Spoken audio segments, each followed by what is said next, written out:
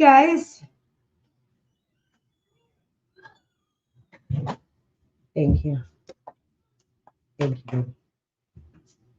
Hello, hello, hello.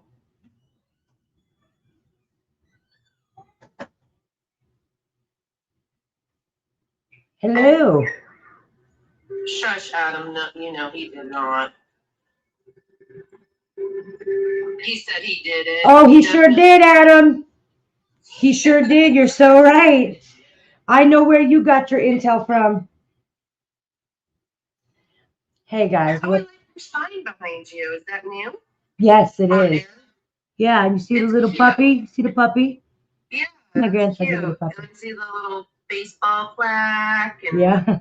pictures. Cute. I like it. I had to change my office. It was getting to me. My desk used to be in the center of my office, and I was like, yeah, I need to push it against the wall. It was too much. Honestly should get one of those fluorescent lights that say Ivory Rose Nose in the background. Just to, I know what you're thinking, but I'm being serious. I think it would look cute. That's so funny. My kids said the same thing to me. And then they tried to print out an Ivory Rose picture for me, but I don't know. I'm just not, I don't know. Maybe I'll use it. We'll see. Yeah, I'm just not a neon sign kind of person, but that thing lights up. But I'm just not a neon sign kind of person. Hey, Susan. What's going on, guys? So I have come, guys, to speak about some theories. Some theories I've been seeing online that have absolutely been irking my nerves. Makes you want to punch the air, doesn't it? Man. It makes you want to throw your phone. I was telling you all weekend, I don't think you took me serious. I said, I'm getting angry.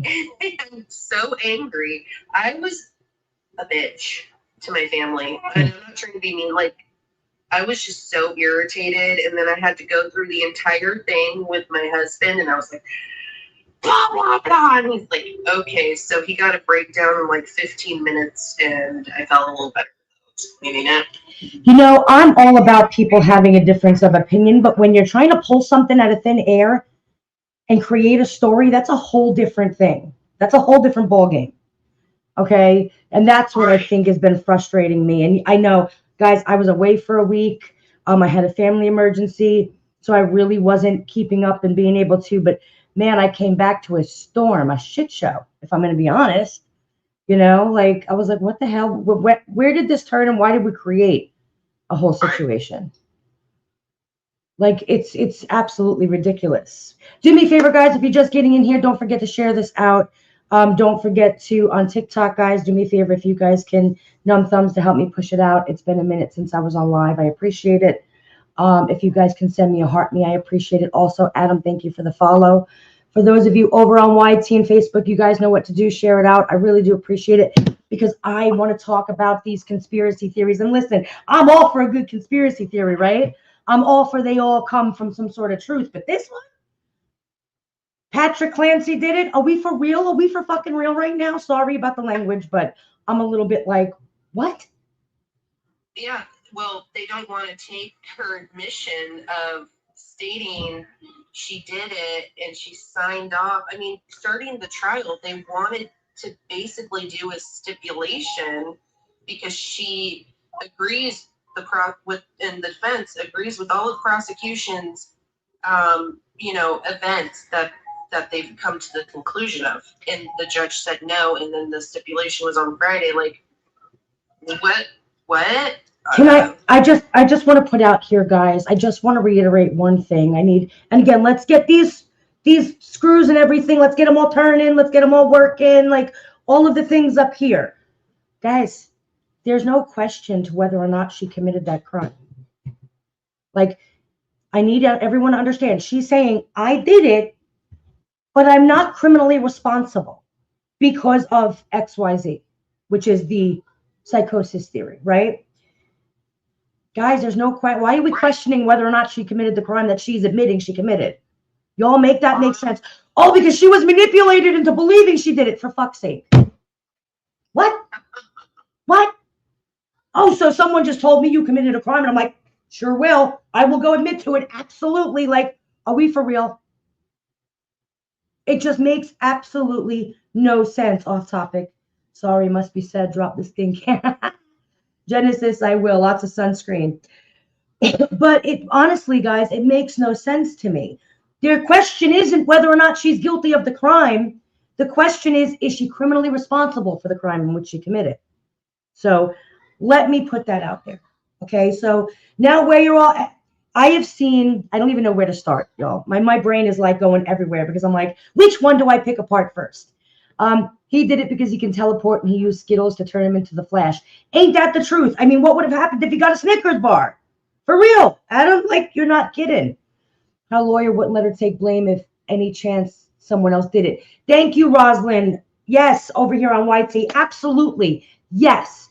Her lawyer is not going to say you did it if she really didn't do it and there was some other option. Okay. So I want people to understand that. Okay. All right. Thank you for the follow. I appreciate it. She did it, guys. She said she did it. Her lawyer agrees with her that she did it. They're not contesting the fact that she did it. Everybody is in agreement that this woman did it. Amanda Ray, thank you for the follow. I appreciate it. So that being said, I keep seeing that Reddington, who, man, kudos to him now. I'm not going to lie. I questioned Mr. Reddington there. I questioned him, and I shouldn't have because he came out guns a-blazing, and he's been shooting ever since.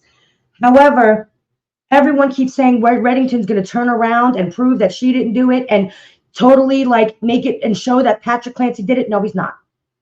No, he's not, because they're saying she is guilty of the crime but not criminally responsible. So he then cannot come out and support Patrick Clancy did it. So there's that. I'm not a lawyer, but that's just a tad bit of common sense happening right there. Okay? I didn't go to law school, but I do know that. Like, you can't sit there and defend somebody who says, you know what? I did it, but I'm not criminally responsible, and then turn around and be like, see, she didn't do it because Patrick did it. No, I can assure you that's wild. Riley Hughes, thank you for the follow. I appreciate it. The whole he told her she did it and she ran with it because she don't remember makes absolutely no sense. The whole she dangled out of the side of the building upside down and had her head crushed in a window. Guys, what? But no defense wounds. The girl just didn't fight back because these magical drugs that she had didn't take time to metabolize in her system like normal drugs do for normal people. These were, you take them and bam, right off the bat, these are going to kick your system and you just can't move. And you were so incapacitated that he was able to hang you out of a window after slicing up your neck and wrists. Can somebody make that make sense for me? Genesis, thank you for the follow. I appreciate it. Welcome. Hey. Oh, Ivory's going to tell y'all what. I know you busted in to say something when you were talking. Oh, yeah. I couldn't wait to get back. I could not wait to get back, guys. She's back and she's talking. So, first of all, he did it because he was cheating with the mistress. Can somebody show me proof of said mistress? And don't tell me that you heard from somebody on TikTok who says that she's the mistress or she knows the mistress, because are we for real? Yeah, they were the bike club. Can you confirm that? Because I can go on here and I can say, hey, everybody, I'm a licensed psychiatrist and, you know, this is my thing because I'm a licensed psychiatrist. I'm just giving you my word, and let me just read something off ChatGPT, whatever. Sweet Lives. You guys could believe it, right? I'm not. I'm a stay-at-home mom. Sweet Lives just said, who gets married that fast? That's a good question, and I'm going to answer it for you. Number one, he got married just a couple of months ago in April, Sam, I believe? It was July, actually. July. Oh, well, right. I mean, he just got married. Yeah. That was how many years ago was the crime committed? Almost 4. I mean, it'll be 4 years in January. 3 years, right. So somebody show me where it's written what the socially acceptable time is to move on from something traumatic like this. Anybody come at me, bring it to me. Tell me what. Married in April. Sorry. Tell me what the socially acceptable time to not continue living a life and move on is. Anybody who's left to tell me what the socially acceptable time is. What are we supposed? Is it 3 years, 3 months, 3 weeks, 3 decades? Do we just never move on? Like, what is the socially accepted time? What are we supposed to do? Where is the etiquette handbook on when to move on after a trauma? Anybody? to each his own, right? Like, honestly, if I enjoyed my family and I loved my family and it was one of the happiest times of my life, I'd want to get married and have children sooner because I'd want to go back to the time I enjoyed the most in my life, right? And also, having an affair is not a crime. It's not. But he wasn't having. Someone show me. No, show me he had an affair. Someone show me proof. And don't come at me with some TikTok people, because we all remember Casey Anthony and Kaylee's dad over on TikTok. We all remember that, right? Anybody can say they're anybody. Somebody come at me with some legitimate proof that this man was cheating on his wife, and then tell me why the prosecution didn't find that, and then totally use that as the motive on why she committed it and wasn't in psychosis. Go ahead, I'll wait.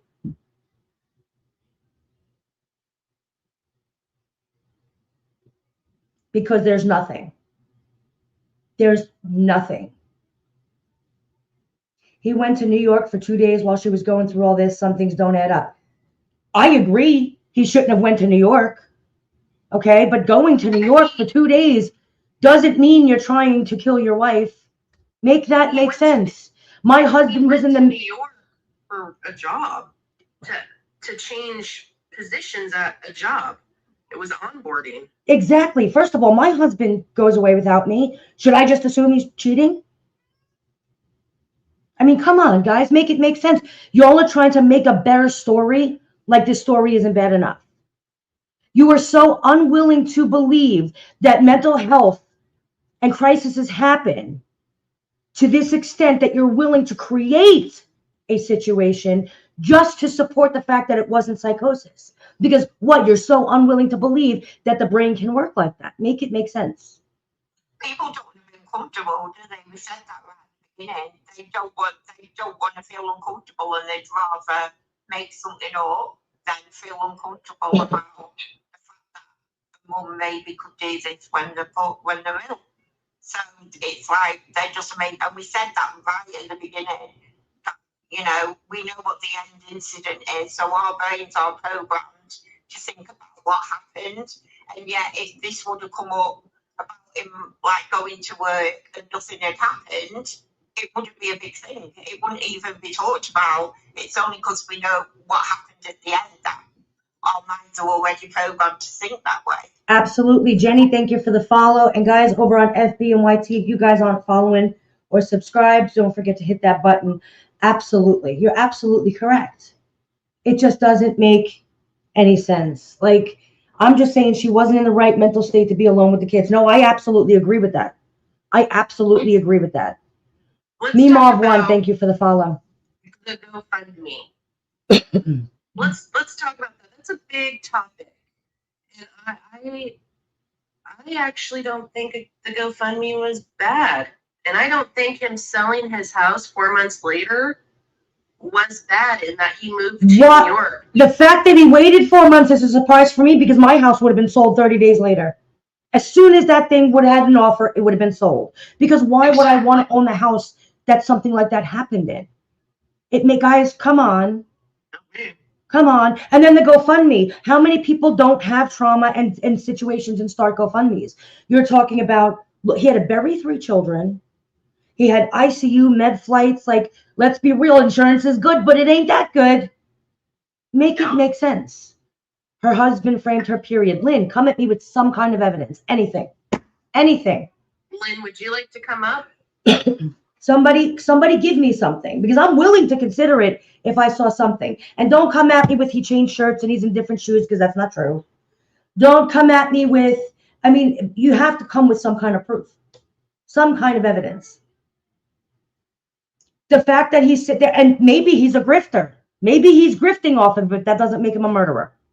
It just doesn't. How many people that we see on here with these cases where the family members are out there grifting? I can name 5 right off the top of my head. But it doesn't make them guilty of the crime. Kristen, thank you for the follow. DNA was not on the bed. Which is not. They were. But even if they weren't, that's not uncommon. It's not, oh my gosh, it doesn't mean she didn't touch them. That means nothing. In the world of forensic science, that means absolutely nothing to them. Means nothing. If she didn't, you don't think the prosecution would, come on, guys, make it make sense. Make it make sense. If they can go through thousands of medical records, the prosecution, now, There was a search warrant done on that home. All devices were taken and looked at by professional forensic people who do that for a living. Like, they would see something. And I don't, and they're talking about, oh, the email. What about it? Yeah. So, first of all, I believe that he wrote that email at home. How do you feel about him researching methods of suicide? But did he? Did he? Somebody tell me what he searched. Mickey, you all aren't watching the trial. Absolutely did. I was up. Sam, was I not up all night catching up last night? I was up all night last night, guys. I haven't slept yet. Let me put that out there. But when was he searching methods of suicide? Can someone bring that to me? You guys know, Sam, you know when he was searching methods of suicide? He looked up a music artist he was listening to, and he went to Wikipedia and found the artist, and it showed the way he committed it, and then it was a hyperlink to suicide. He clicked on it. Forensically, that was proven in court. So if you are watching the trial, go back to that and go to the transcripts and find that, and then come back and tell me I'm wrong. Right. Tell me I'm wrong. Roslyn over here just said he could have, but he don't remember. Right. But he also could not have. And at the same point, they followed the hyperlink. Like, they watched him do it online. They were actively watching it. So, exactly. So show me the proof. We're not attorneys, so what's your point? Are you an attorney? My point is, I'm a peer. I want to make sure this justice system is working right. And you people are sitting out here creating a situation and accusing a man of murdering his wife and children, or attempting to murder his wife and murdering his children with no facts. Y'all, that's nuts. And that's wrong. That is absolutely wrong. With no facts. That's not okay. Elisa, he did it, except he didn't. You can't come at me with any proof, guys. Nothing. Thank you, Vaughn, for the follow. I appreciate it. I'm willing. I'm always willing. Listen, regardless of what I think, I'm always willing to change my mind, because I want to know what really happened, right? Nobody's can come with me with anything. Like, you can't just make up a story, a Lifetime version in your head, okay, and then run with it. And that's exactly what the internet is doing. Y'all made up you took a really horrible story, made it that much worse, had the guy cheating, had the guy, living with somebody right after, you had the guy out there killing his children. And first of all, if he wanted to kill his wife, don't you think he'd have checked the pulse before he called 911, knowing she wasn't dead? He didn't kill her. So that whole thing was what, for nothing? He did it wrong 3 attempts. And who sits there and tries to do 3 things to kill somebody when he could have killed her easily and made it look like a suicide with any one of those? Make that make sense, guys. Come on. Let's get them turning. Let's get them turning. Make it make sense. The cat behind me is trying to sleep, lady. Moog falls asleep to my motion. He's used to this. Pug Love, thank you for the follow. I appreciate it. He wasn't even home. No. And then I saw yesterday he had Cora, the 6-year-old, call him while he was in CVS, while the mother was already upstairs dead, dangling from windows or whatever. And then the kids were all left in a basement. And then he had the 6-year-old call him to give him a week. What? Are we for real? Like, can we? The kids, they had talk screens done. Nothing was in their system of substances. Even if it was right then and there, he gave them any and it didn't metabolize, it would be in the system. They can look at food in your system. So I can explain the 82 degrees, okay? And any nurse, doctor, medical professional, okay, who wants to come up here, at least at my limit or above, wants to come up here and have a debate about this, I think that's pretty cool. But I think that we're all in agreement that 82 degree core body temperature. Now I want you to think of something, all right? This woman was wearing a tank top and jeans, okay, a tank top. It was snowing out, right? There was snow on the ground. It was cold enough to maintain that snow, which means it was at least how many degrees outside? At least 36 with a wind chill of much lower, right? So now The woman was wearing a tank top and jeans. She was bloody. And if she's bloody, that means she's what? She's wet. She was in neurogenic shock. Okay. She snapped her neck. Okay. She did all of this. Her thyroid was crushed. All of that playing into each other, all of these elements together added up absolutely explains why this woman's body temperature was 82 degrees. It absolutely does. I'm sorry. It was the perfect storm. It was the perfect storm. And Ivory is an RN, guys. I've been an RN yeah. Okay. It's the perfect storm. Absolutely. I can understand how her core body temperature was 82 degrees. Because it wasn't just one thing. It was the drugs took her body temperature down. The thyroid took her body temperature down. Redneck, thank you for the follow. I appreciate it. All of that. She was wet in the snow, laying there on the ground, neurogenic shock from the neck. Yes, guys. Yes, that's a thing. It is absolutely explainable and possible. Lindsay, thank you for the follow. I appreciate it. Look, Kristen, I've been an RN for 23 years. I agree. All of those things together, absolutely. What I will tell you is people are trying to sit there and say that this woman, she crushed he drugged her, right? He crushed up these pills. And the fact that they were crushed absolutely means he did it. Nope, because every nurse knows it's going to absorb faster when it's crushed. So there's that. He crushed up these pills, and then he slit her neck and her throat. And then he dangled her out the window, and she never fought back. And so why didn't she fight back? And so when people ask, well, why didn't she fight back? It was because she was so drugged up. It takes time for drugs to metabolize in your body. Even the fastest way, it takes time for these drugs to take effect, okay? She was not so drugged that he could handle her and she not fight back.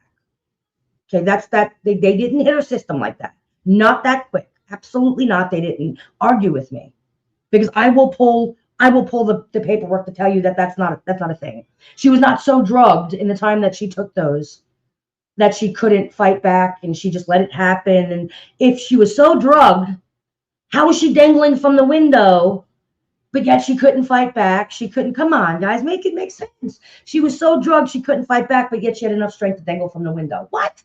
Dangling from a window? Make it make sense. We are talking about we're talking about the Massachusetts case, the Lindsay Clancy case. So this person just said, I'm stuck on the DNA on workout bands. There doesn't have to be DNA on the workout bands. It's totally explainable to say that there wasn't. I mean, it happens all the time. So that doesn't mean anything to them. It means absolutely nothing. Even if, right, the DNA was on the bands, but even if they weren't, it doesn't really mean anything. It means nothing. That is what she used, but it doesn't mean that the transfer can't come off, right? It doesn't mean that there's an exact transfer. It just doesn't make any sense. So we're willing to create a situation about the husband who did it, okay? Instead of just saying, you know what, it's possible that her brain was so messed up due to mental health that she did it, not, without any criminal responsibility. Make it make sense. Like, why is that so much easier to defend than the fact that this woman was in psychosis? It just doesn't make sense to me. What other things were they saying, Sam? I'm trying to remember. I was yelling at my phone. His brother is part of the police department. What? The brother was the chief on duty at the crime scene? Yeah. What? Yeah. He got special treatment. That's another one. What? Oh my gosh. Someone just said, so the question is, was she ill or was she psycho? Well, isn't being psycho being ill? Like that whole Was she sick or was she psychotic? Makes no sense, because psychotic is a part of the illness, right? It is a symptom of the illness. So if you're going to sit there and admit she was ill, then you have to admit that psychosis can be a symptom of it. That makes no sense. Was she ill or was she psycho?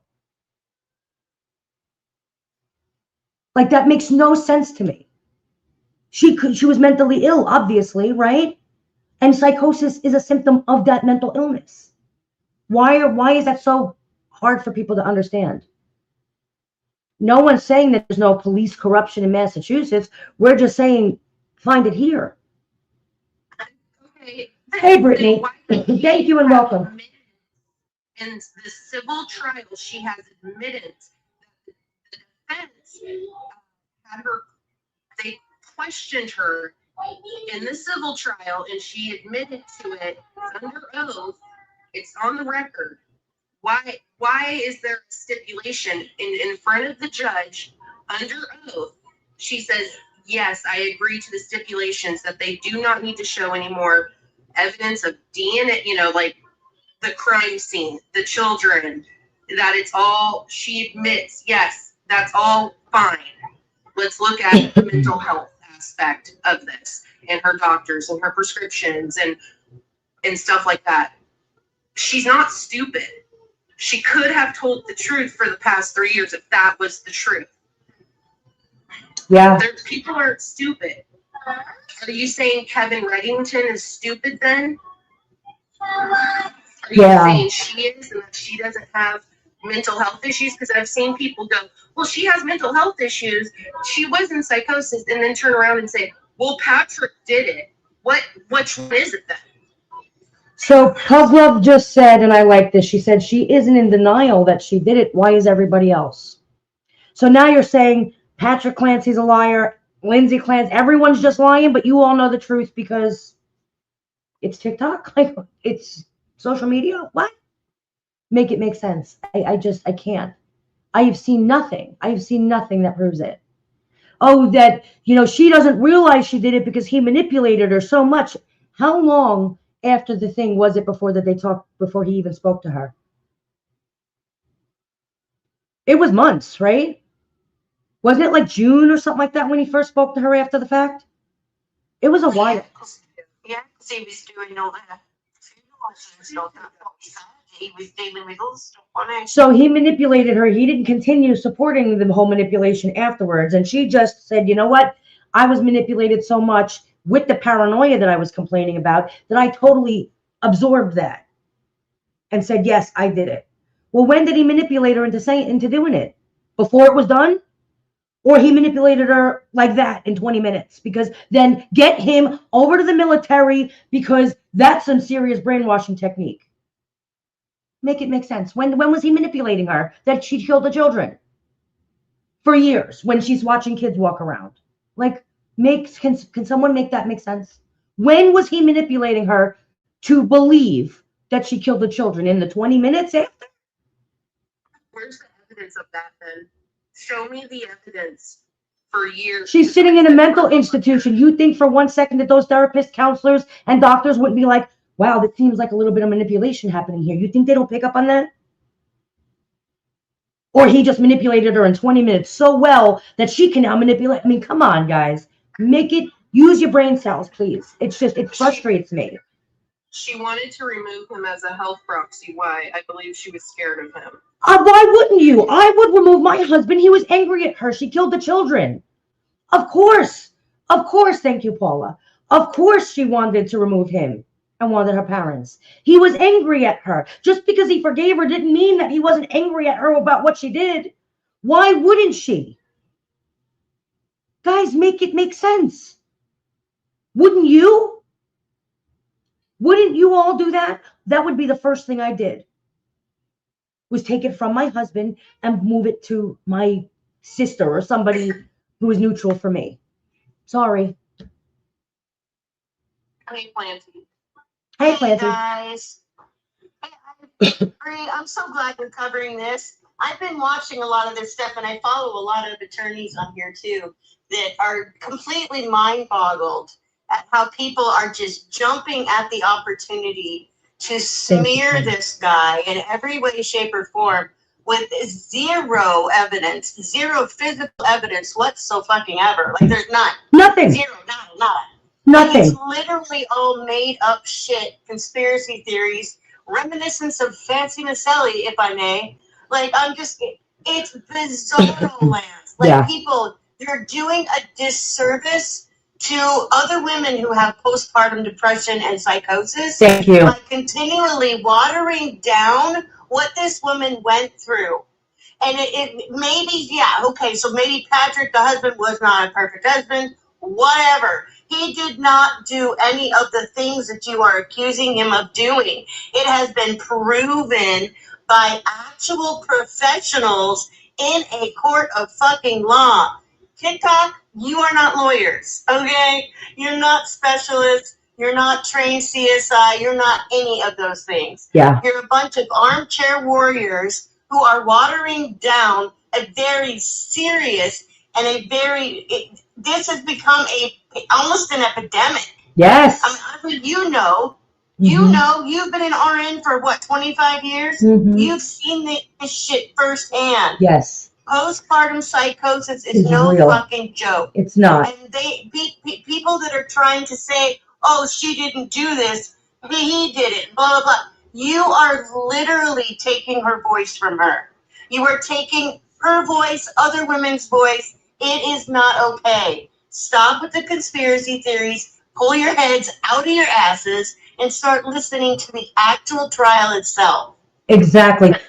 That's all I got to say. Absolutely, Planty. Well said. Well said. Yeah. You're absolutely right. The least the one last and I hate saying this thing she could do for her kids was she admitted she took their life. And what you guys are doing is a disservice to those children's memory. Yes. Exactly, Sammy. You're scrutinizing him. And yeah, maybe he was negligent, but he lost his whole world in a matter of an hour, you guys. 3 children. And you're sitting up there and he doesn't have the right emotions. He had emotions. Shit that pisses me off because you're watching this like it's some kind of Netflix fucking special. This is an actual real life family that this happened to. This is absolutely devastating to everyone that it touches. Not just the husband, not just the kids that are no longer here, but their entire families are affected by this. And you want to sit around and discuss shingles? Get the fuck out of here. Come on now. I said literally 4 times in the comment section I've seen she was never diagnosed with postpartum psychosis. That, my friends, is the problem. That is the problem. She was desperate for help. She was begging for help. And everybody they threw medicine at her. They threw more medicine at her. And then they were just like, oh, you'll be fine. Well, she wasn't fucking fine. That's what I was just going to say. They gave her so much medicine, man. I don't know. To me, she was over-medicated, but I'm no nurse. Yeah. Well, I can only speak on my own experience, not personally, but my goddaughter was very, very suicidal and ended up, because of this app, actually, she ended up taking her life at 17. They did the same damn thing to her, though. She kept going in, begging for help, begging them to listen to her. And they just kept throwing medicine at her, just all this different kind of medicine, until finally it was so much overload that she just said, okay, that's it, I'm out. I'm so sorry. That's horrible. And it's so, like, I think that's why I'm so passionate about this, because you don't understand what you're doing by defaming this man. Not only are you taking away from him what he's already lost and telling him he didn't lose it that way, but you're also saying that the person who admitted that she needed help and did this didn't do it. Like, you can't fucking do this to people. Like, I understand we're a true crime community. We want to investigate. We're naturally curious. But we can't be creating situations that don't exist. That's the thing. It bugs me because I see it happen over and over and over again in these cases. In this community especially. We want to latch on to all these grandiose ideas and more salacious shit to make it more exciting to talk about when it's already bad enough. Like, why do you got to make it worse? Why do you have to make it worse for the dad who survived, who had to deal with this? I mean, I can't imagine coming home and seeing my wife that messed up, like that, like her brain is like not working. Like I wouldn't know what to do. You know what I mean? I would desperately be trying to find her help. But I also know that whatever he did do, I am not going to judge because I have not been in his shoes. Right. And whoever has the balls to say he is emotionally not reacting the way you would have, be fucking glad you're not in his shoes. Because then maybe you probably would react different too. And I just think that it's really messed up. Like I said before, you are watering down what she has already admitted to. And can you imagine for a mom having to come to terms with that and then go and admit it to the public, to the cops, whoever? I did this to my children. Right. Him, dude, him being questioned. Don't you think he deals with that? Like, fuck, why did I? Yeah, I'm sure he deals with that every day. Like, what have I, like anybody else who loses somebody in a tragic way, what could I have done to prevent this? What could I have done? I messed up. Just like yesterday, I thought I left my backpack in the car. Stupid me, and it got stolen. I left it in the doctor's office. But that was me going, that was dumb of me. And now I'm not going to do that again. And I know that's not the same thing, but we do that as humans. Like, we fuck up. And he fucked up royally. Don't you think he knows that? So that's just exactly it too, because when I think about Ella, and her mom and I are best friends, and we have been for many, many years. But she's been gone 7 years now, and she's still like, her mom still picks apart that day, picks apart the week before, picks apart the months before. What could she have done differently? What steps? That's so sad. So that her daughter would still be here. Thank you. You don't know what this man went through. Right. And I just, it boggles my mind. Like, I watch her dad, Ella's dad, like he's still he's like a shell of himself. Because how do you know what I mean? Yeah. They both are still trying to maneuver through that and figure out, how to get out of that guilt mindset. But that's their child. So how do you just remove, you know what I mean? And so I think that's why I just keep going back to you gotta stop trying to make it be what you want it to be and just accept the facts for what they are. This is not a feelings case, people. This is facts. We listen to facts, evidence, hard, concrete. We don't create our own version of situation. Absolutely. And then don't sit in your little echo chambers and your confirmation bias, listening to everybody else prop you up and agree with you when nothing has proof behind it. Yeah. You're not doing anybody any good. You're not doing any justice for those children. Like, it's an embarrassment at this point. Like, just stop. I agree. Now, Kat, hold on. I just want to bring up Kat in the comments, and I'm going back a bit, said that, and she's absolutely right. I want to put this out there.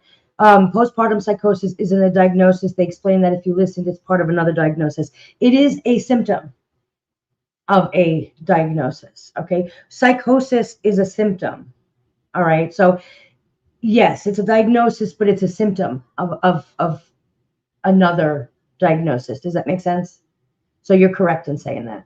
I just wanted to put that out there. I keep seeing that. And you guys can say, yeah, you can, I don't care if you can say he's a piece of shit. He didn't do it though. And you guys are coming up with these weird scenarios and going off of it. So Leslie just said, you are wrong. Too many things don't add up. We're allowed to question it. You can question it, but you can't make accusations and create false facts that don't exist. That you can't do. And that is what's being done. People are making stuff up, misunderstanding things, and running and pushing them when they don't mean what they actually mean. That's the problem. You can question things, but you can't sit there and say that he did it and then make up your evidence that doesn't exist. That's the problem. Like this one right here that says it's no proof she did it. What do you mean? Other than the fact you don't get any more proof than I did it. What the fuck? She literally said from her own mouth hole, I did it. What do you mean there's no evidence? Come on, guys. Man, What other evidence do you want?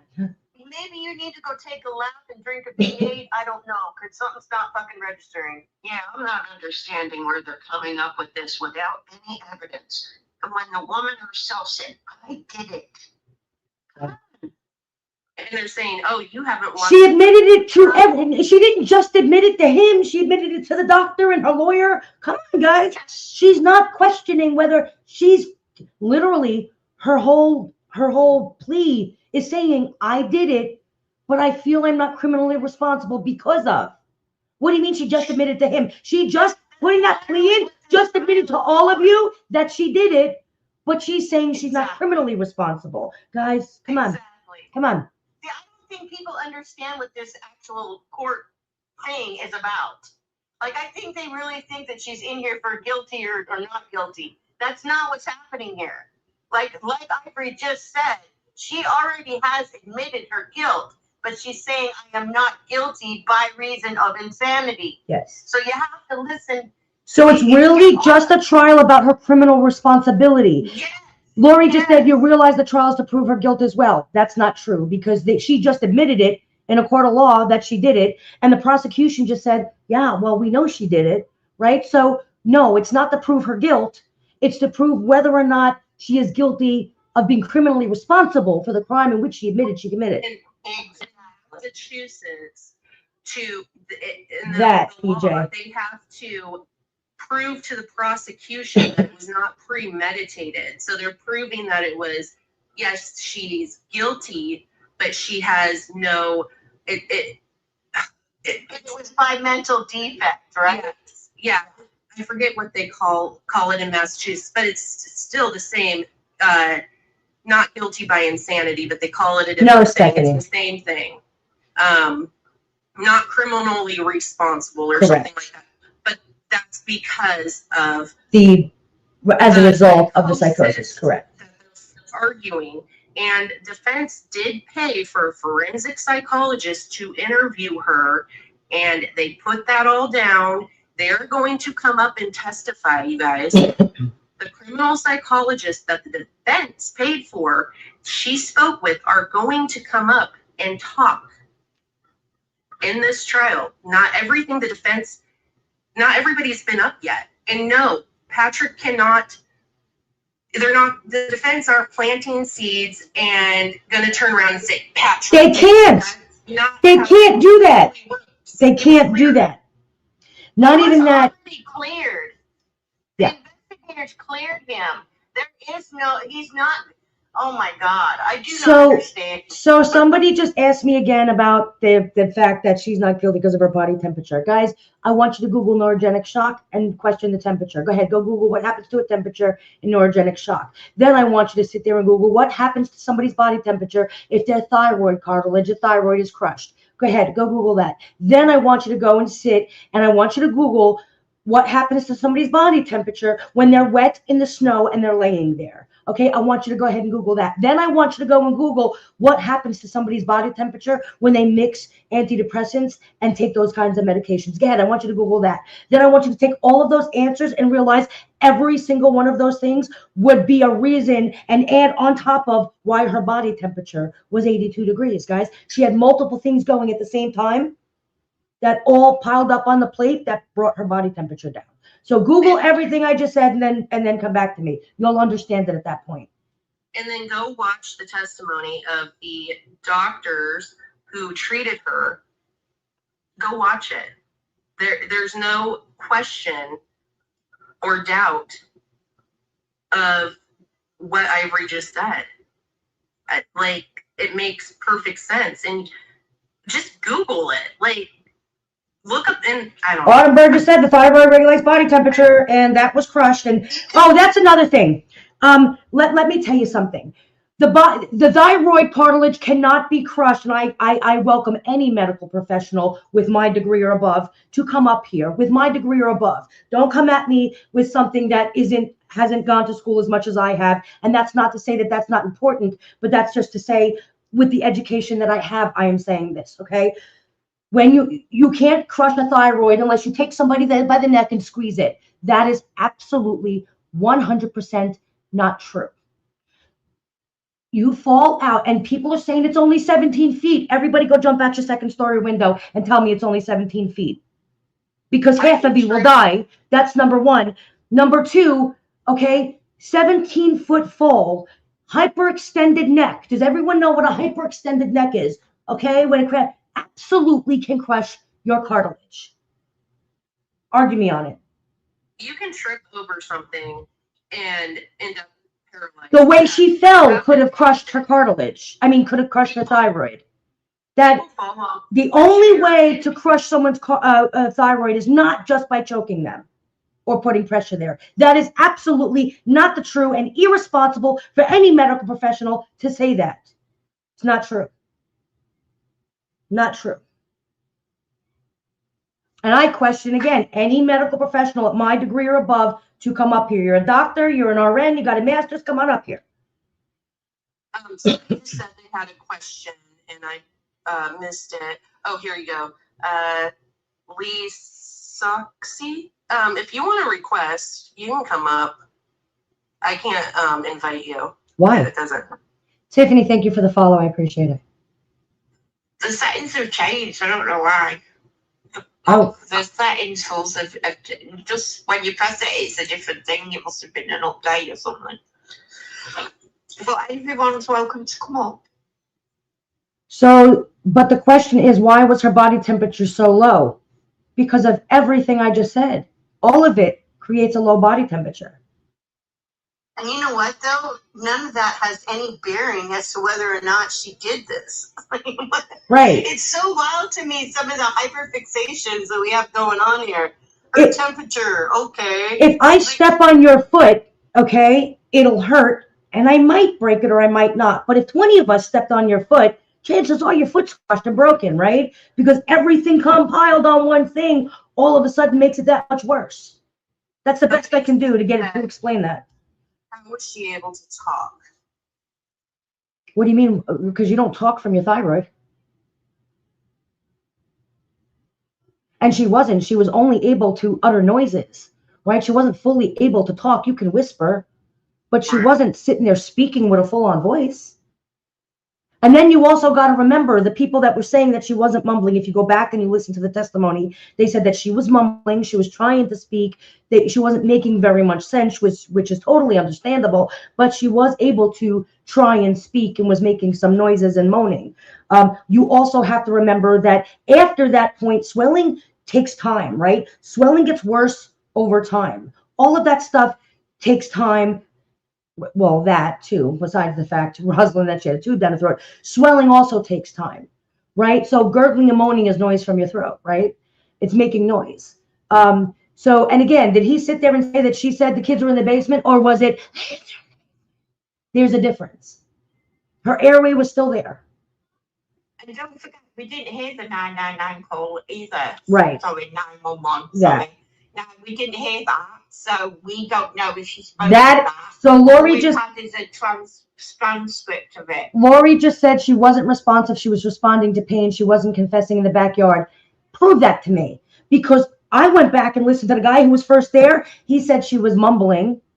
He was trying to speak to her because she was alert.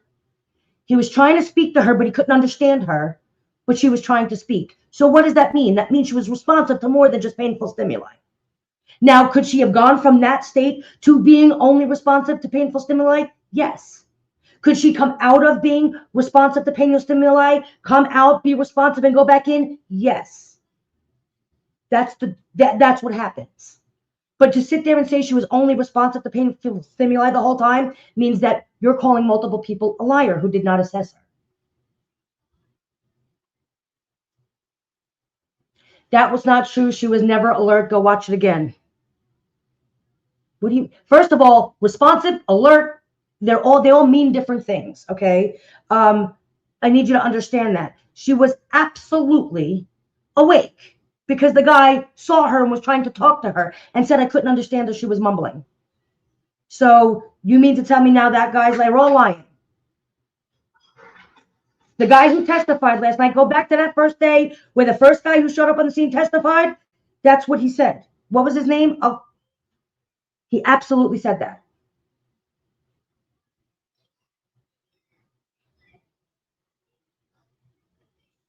Patrick is the only one who said she said something. So that means right off the bat that she couldn't have said it? Yeah, she absolutely could have mumbled it. I mean, guys, make it make sense. What proof do you have that he would lie? Why was he lying? What was his motive? Somebody come with me with that. What was his motive? Anybody want to come up that don't agree? Please. Can you say it in the chat and request so I can see and know? His motive was he wanted a new family, so why didn't he just leave and go and get one? It happens all the time. Like, come on, guys.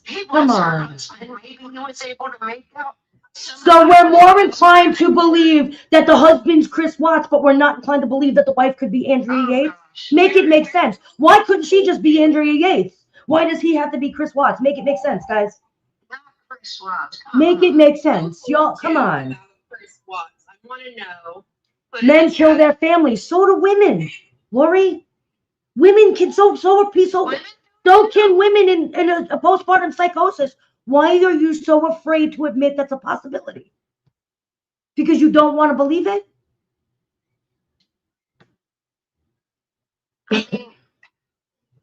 But it is not. How are you to say it's possible he did? You have to have a fact to back that up, because it's possible the aliens did it. It's possible that I did it, right? To say just it's possible with no evidence to back it up means that we are all sus, because we all could have done it. Because just saying it's possible means that you have to have no evidence to support it. And that's the problem with the mental health system. People are so set on not wanting to believe that things like postpartum psychosis and stuff like that can happen. Listen, let me ask you this. If that woman had died, what would they say happened? Go ahead, someone come at me. What would they say happened if she didn't survive? They would have blamed it on what? Anybody? Postpartum psychosis. Guarantee you. Guarantee you. He said no one ever questioned Patrick. They only took his word for everything. What? Who told you that? Where were you? Show me the proof of that. Show me the proof. He was investigated and he was cleared, you guys. Show me the proof of that. Somebody is their invest. You can all have whatever opinion you want, but if you're going to come in here and say something, bring proof to back it up. Otherwise, you're talking out of your ass. I'm sorry. It's possible. It's possible. We did it. Laney hates you. Thank you for the follow. I appreciate it. 3 exercise bands and 1 belt. Where's the belt? Where'd the belt come in? Jesus. Hold There were no belts, people. Hold on. You see the problem? They're making shit up. What credentials? I don't know. The fact that I've been a nurse for 25 years with a master's degree. I've worked in different aspects and have 3 certifications in 3 different. What are you talking about? I can speak on a lot of things. Literally none of you people with these wild conspiracy theories have any fucking credentials. And if you did, you wouldn't be saying the shit that you're saying. I mean, let's be for real. This is insanity. I know one that is spreading a lot of mis-fucking information, and that person has lied about their credentials. Who? Who? Who is this person? You know. Agent Navy Jen, the one who lied about her own nursing degree. I give up. Y'all go follow that nonsense. The woman, she couldn't even tell the truth about her own degree. I give up. That's what you're following? The one who's giving medical advice and talking about this shit with what, a CNA license? Y'all can have it. I'm done. I give up. I give up. I'm just about done. I'm done. I'm done. I'm done. I'm done. Yo, I don't even know what to say. I can't even listen. If she's going with this shit, y'all can have it. I can't. I can't. Period. The fact that those people are running with that, should tell you right there. Should tell you right there. Should tell you right there. Y'all are on your own. I can't with the nonsense. But you want to go down that whole road of who C&J actually is? Oh my Lord. Listen. No comment. All right, hold on. I'm not gonna be. Listen. Y'all can. Listen. Guys, think on your own. I tell you things or I say things. I don't say it and be like, no, just trust me. I say, go Google it. Go look it up. Go look it up for yourself and see it in black and white. Anybody who's saying that Patrick Clancy is guilty has got nothing to offer you other than their opinion and their want for a Lifetime movie. Just saying. Because I don't even know what to say. I'm just done. I'm just done. I don't even know what to say. I mean, I wasn't trying to bring that up, but it's very slanderous, and I am going to say I would not be surprised here that there's going to be Moon's used to it, shorty. defamation charges on larger creators that are spreading this narrative. Yeah. 100%. We've seen it happen with what's her face, Katie Joy. How many lawsuits does she have for slander? The judge said something this morning about social media. Listen. Like the speed thing this morning. I'd be more inclined, though, to believe Katie Joy. Katie Joy does a lot of research, though. I'll give her credit where credit's due. You know what I mean? I'd be more inclined to believe her. Because she does. Like, she tries to do her due diligence, in my opinion. Not always right, but she tries. At least she puts the effort in. You guys, it's okay to have questions. It's okay. Thank you, not Jenny from the block, for the follow. I appreciate it. Sorry. A theory, but you also need to make sure that you are also looking at the facts of this case and going off of it, because it's not like a cold case where it's unsolved. There's no perpetrator. That's when you can be like, oh, well, this happened. They had a life insurance. Da, da, da, da, da. That's not the case. This is not the case. She has admitted to doing so, but she also has admitted she couldn't control her body, her own words, and she left them and said, go, and she heard a voice, go to God, baby. And people are saying, oh, he was talking to her through the Nest or whatever, the Alexa, Amazon Alexa, or come on. Wait, Ivory, have you heard the new theory about the new wife being there? Oh, come on, go Queen. Tell me that's not true. Now that's another fancy one. Give me a break. That's like having a freaking freezer truck sitting out in your mind. I'm gonna stop. I even give Fancy a little bit more credit. Fancy's not running with this nonsense, is she? I don't think she would. She can be found not guilty. No, the jury is going off of what prosecution is wanting and what the defense, or they can be a hung jury and they will retry the same thing. It's not. We're literally arguing right now whether or not she was criminally responsible. If she was held criminally responsible, she's going to prison. And if she's held not criminally responsible, she will go to a state mental health facility where she will be in treatment. And once the doctors deem her appropriate for the outside world, it still has to go before a judge. Nowhere, anywhere is this woman walking out of court or rolling out of court, my apologies, to just go live a life and go, that's not happening. Either way, she's ending up somewhere. It's just a matter of where is she ending up. And for someone who suffered for so long and literally went to look for help, let's hope she ends up in the right place. So how was she talking to him? To sit there and say that somebody mumbled something or whispered something to you and that she was having full-blown conversations, guys, think about it, really. People can go in from one state of consciousness to another. It can fluctuate. Their responsiveness can fluctuate. That, all of that can change in a matter of minutes and then go right back. That's not something that, she was only responsive to painful stimuli and that's the entire time she was being treated. That's not the case. You got to reassess every few minutes because it changes. It changes. I want people to go look up this law. It's M.G.L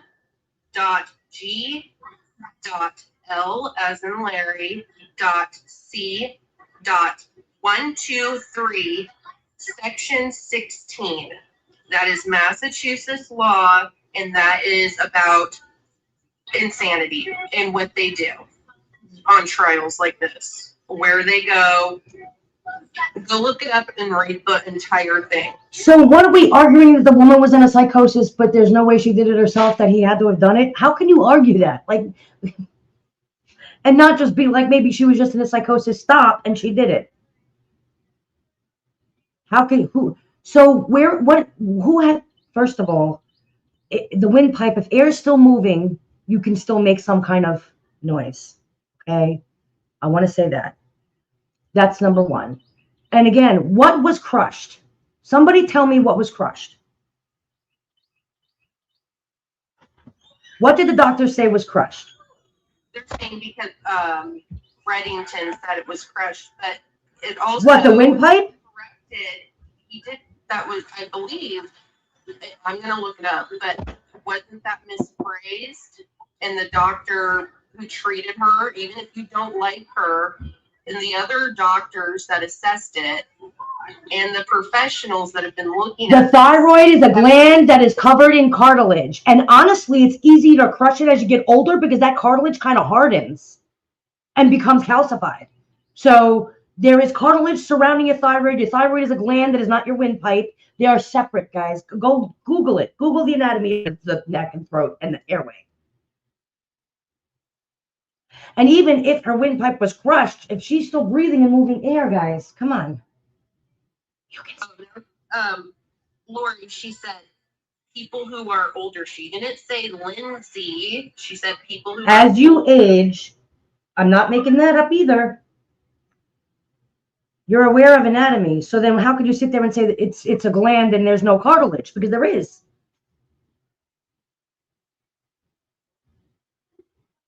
Thank you. So that's irrelevant, she's saying. It's irrelevant, but she keeps bringing it up in the comments. Okay. What's irrelevant? The fact that so now that her saying anything is irrelevant. All right, we'll move on. So make it make sense to me. Someone come at me with something.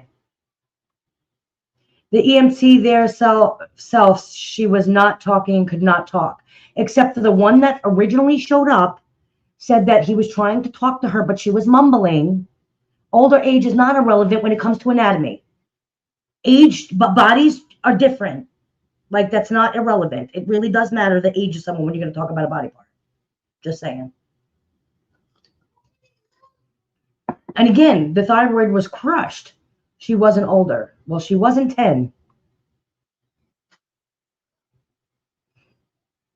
What do you think of the different shoes? I don't believe they were different shoes.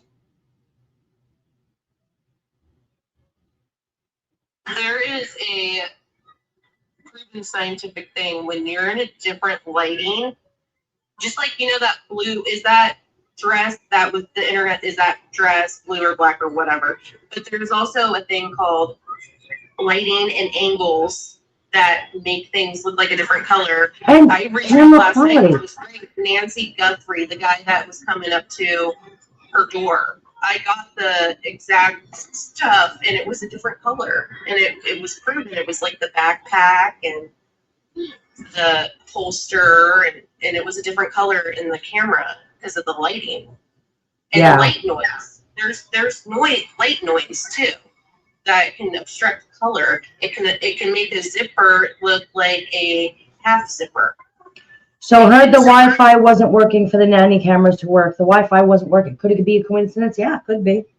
Why are they saying that he changed his shoes? I never could quite figure that out. Because one pair looks darker in one of the cameras. The camera quality's crappy. Yeah, come on, Faithless. I don't see you requesting.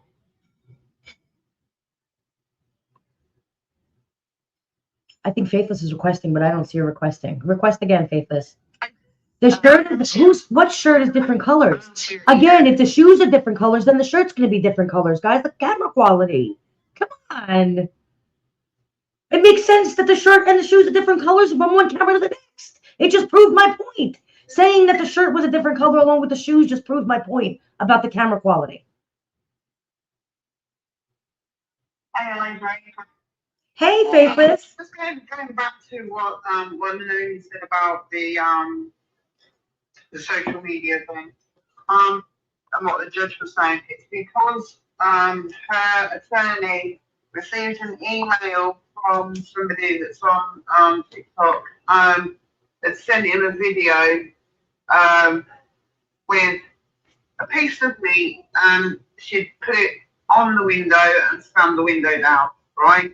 Saying that was why her thyroid was crushed, right? Now he wanted this woman to go in the witness box, right? I have not heard that. Yeah, and he turned around and said no, because obviously she's out there, she's seen the trial going on, so he was sort of like, no, I don't think that's there was right. Are you talking about today? Yeah. No, that was about a woman that worked at the psych ward that she spent 5 days in the staffing. And that woman was 100% correct, coming from somebody who worked in a psych hospital. That woman was 100% correct the way it worked. I saw that. Yeah. There was another one. Wasn't the meat one though? I haven't heard about the meat one. So let's talk about let's talk about the lady with the steak. Let's talk. You put a steak in the window. What does that mean if a line was there? It means that the line appeared in a steak. What does that prove? What does that prove? It proved that there's a line in a steak. Your neck's not a steak. Like, make it make sense. What did that prove? Somebody tell me what that proved. I've heard so many shitty theories today. It's just blowing my mind. It really has. It proves that when you shut a window on a steak, it'll make a line. That's all it proves. Period. Thank you.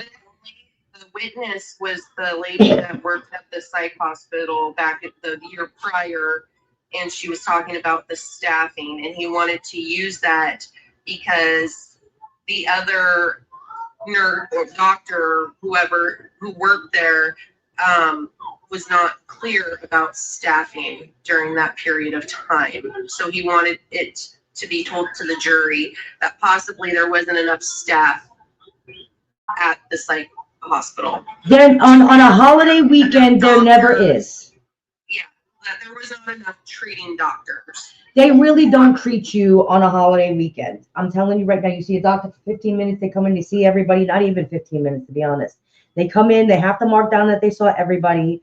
The people that are there are not, nurses are not doing these group therapies. They have this morning therapy. The community meeting is usually what it's called, or at least it was in my psych, where everyone's like, what are your goals for today? Oh, I woke up, I had breakfast, I'm going to talk to somebody because I'm antisocial, whatever the case is. That is not therapy. Okay. And that's usually what happens. They may have a, not an occupational therapy. What's the other therapy?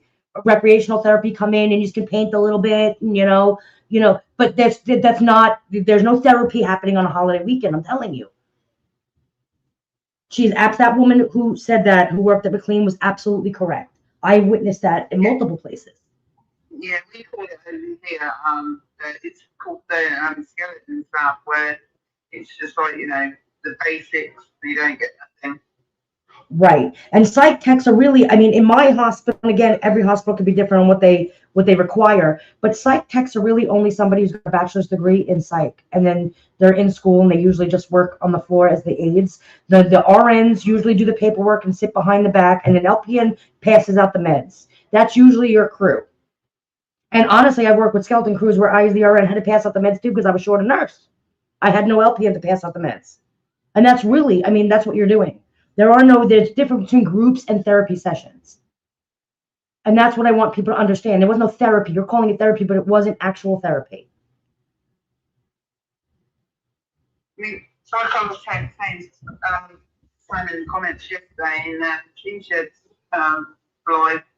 My daughter had a message on her. If I go here, we've got like an NHS app, and you can view all your doctor's appointments and everything. And it came up on her app that she's got like a mood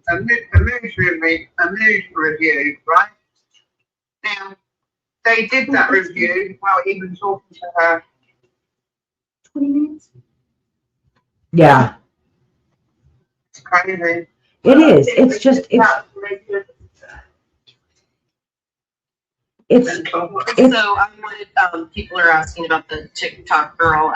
The judge is going to review it because prosecution is stating that basically she already has her mind made up and she's not biased, but defense is arguing they are only wanting to know about staffing at the hospital, and the judge seemed open to it, but he's going to take into consideration both of them and then determine if she should come up or not. And then they brought the jury in after, so the jury was not in during that period of time.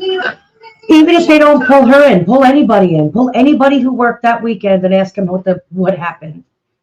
I mean, because if you say anything else, I think you're lying. Court's back, library. Oh, is it court's back on? Hold on. Yeah. I'm going to drop down as well. Thank you. I hope you have a good day or evening. I try some.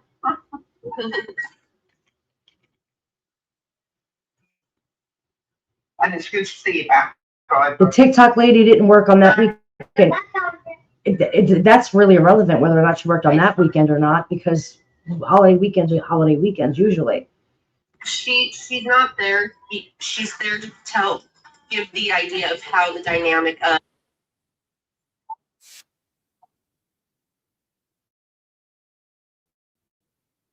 the judge exactly.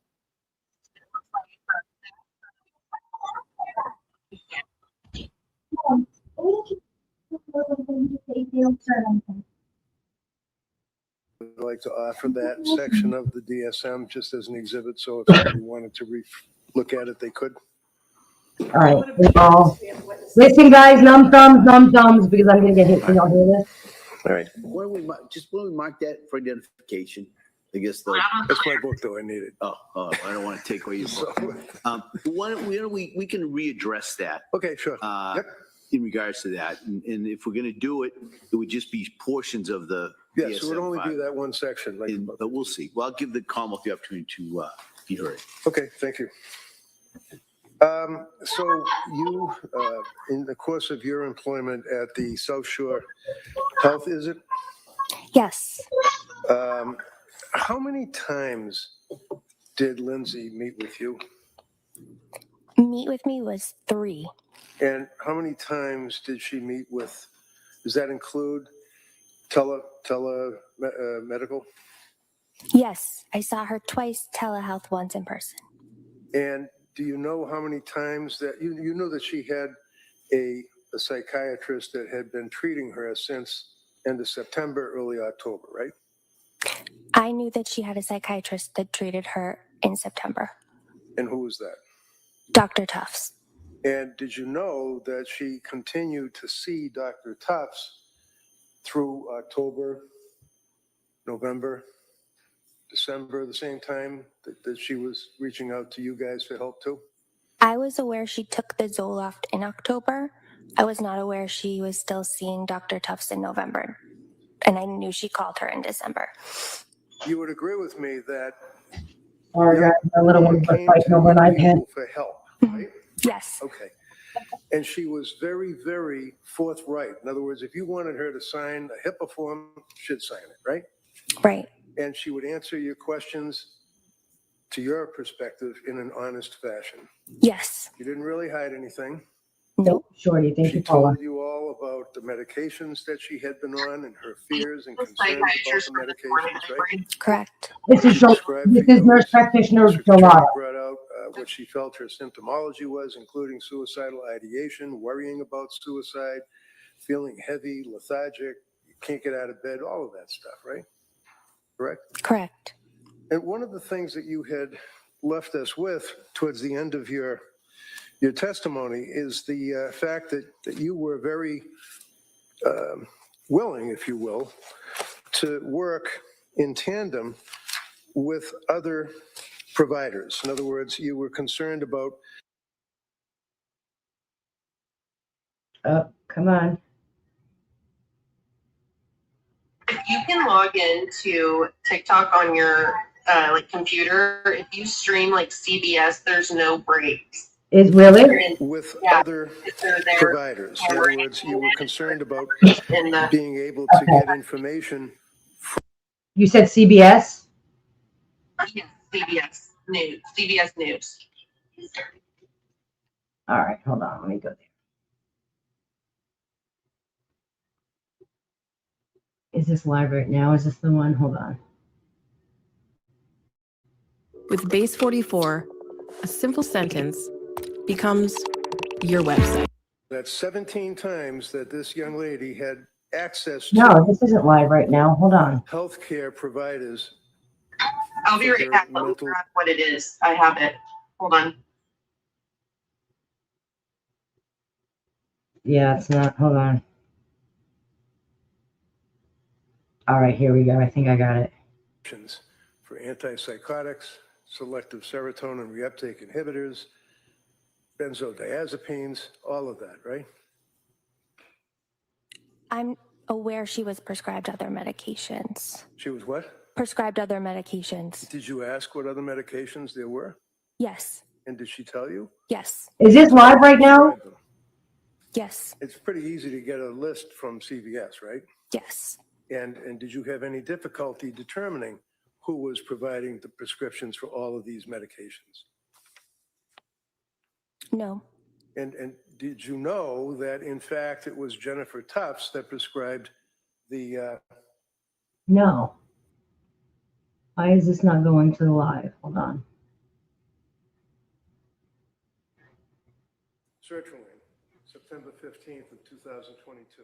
Their volumes. 30 count, 25 Hold on. was Jennifer Tufts. You knew that? I did. You know that Jennifer Tufts on October 21st, 7 count of lorazepam. Did you find it? I don't know. Is this the live? Hold on. Let me show the camera. I sent it in Messenger. Yeah, it's live. Okay. 26th, hydroxyzine, 25 milligrams with a 30 count. You know, This one's so low, though. I did not know that. you know that on the same day, Tufts prescribed. But I'm not seeing comments. Is there a comment? What? You know that? Yeah. I would have known that. Yes. Checking the PMP for control. All right. So what? Am I on the right spot where you guys are at? Yes. When you download that information and kind of put it in the file, save the file. No. So Yeah. Okay. You are. All right. Good. I do routinely check the PMP. routinely check, but did you check? Yes. Yes, I did. Don't download it. You don't Can't hear him. medical records, right? It's a box you can click in the medical record and you He's can walking check around. the He's not talking into the microphone. Okay. Yeah. Is it in your medical record that you reviewed it? I'm not sure how it would have gotten printed out. It doesn't like go into my note, but it is a box that I would have Brought checked down a it. box in the computer? Yes. Okay.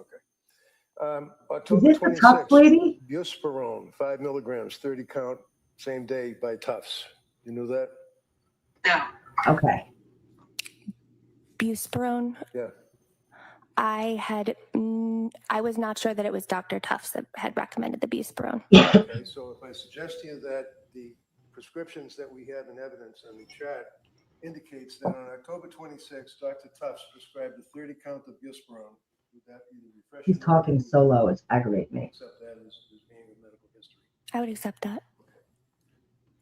And what is buspirone? It is a medication used to treat anxiety. Okay, and lorazepam, what is that? Benzodiazepine. And hydroxyzine, what is that?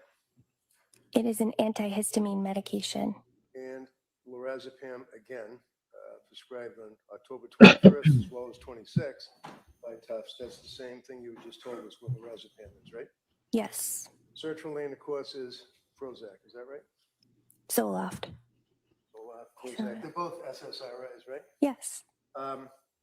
So from October 21st up through November 9th, she was prescribed all of this group of drugs until she saw a Kavon Izadapana, Izadpanah. Do you know who that person is?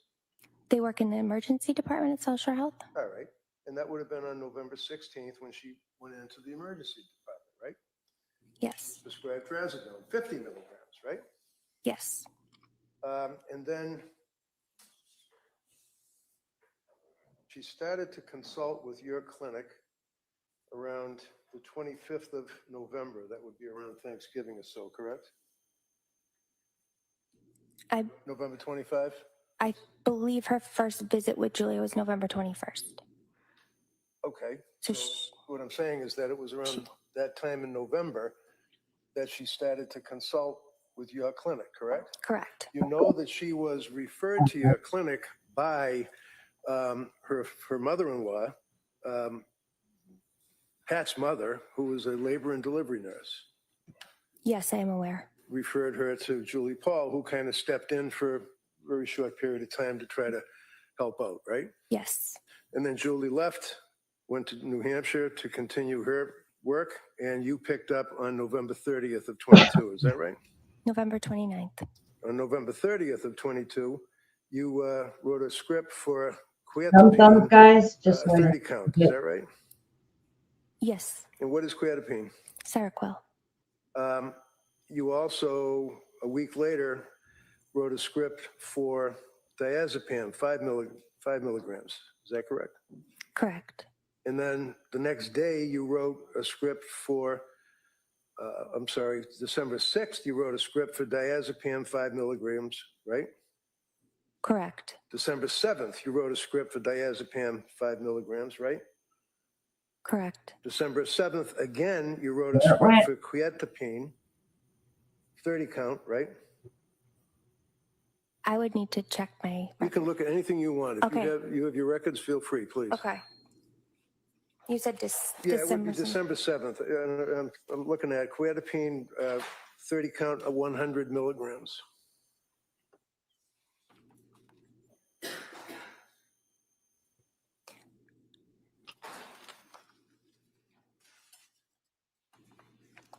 I don't believe it was a 30 count of 100 milligrams.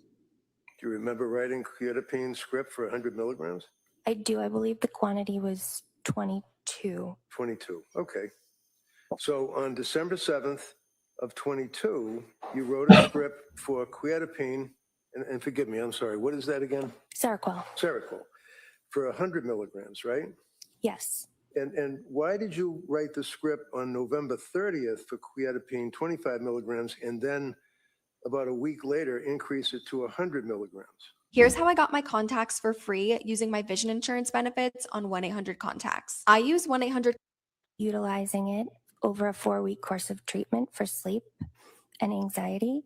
But her clinical symptoms, presentations changed, and we opted to use it for mood stabilization. And who's we? Me. Okay. And who's we? With anybody else? Any psychiatrists or anybody? No. So when a person comes to your clinic as a woman who has recently had a baby or is within that postpartum range of time and presents with the symptomology that she presented, is that something that would give you cause for concern? Suicidal ideation? I in no way want to minimize what Lindsay experienced, but it's common for us to treat. It's common to treat women in that fashion that are postpartum? Postpartum who may have suicide. Keeps cutting off the witness before she gets an answer. May she complete her answer? Sure. As I've said before, let's only talk one at a time. You finish your answer, and then we'll go to the question. Go ahead. Her symptoms were serious, and it's not uncommon for me to treat women with serious symptoms in the postpartum period. Okay.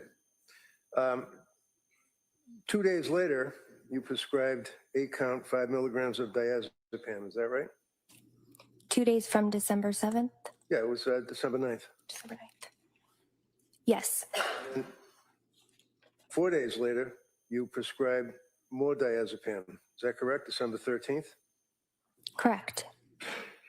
That would have been 2 milligrams. Yes.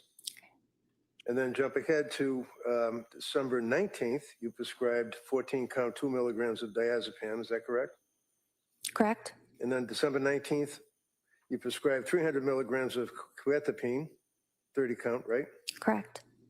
And that was on December 19th.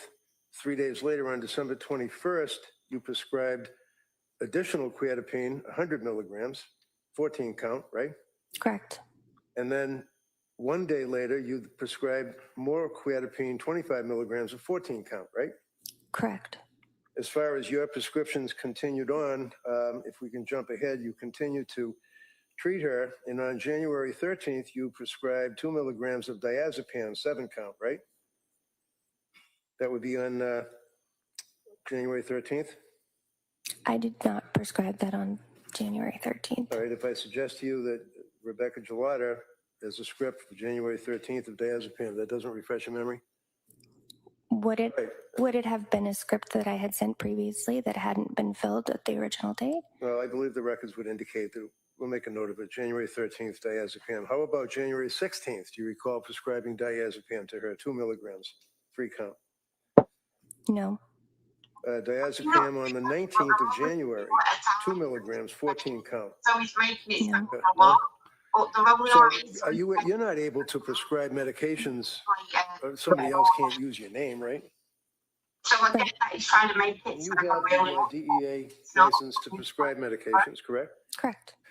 Now, one of the things that you went through was a lot of, obviously, it's a little confusing with the names of the various drugs. And the district attorney said to you blithely, she said, well, she's a nurse, so she knows what those drug names mean. Do you recall that question?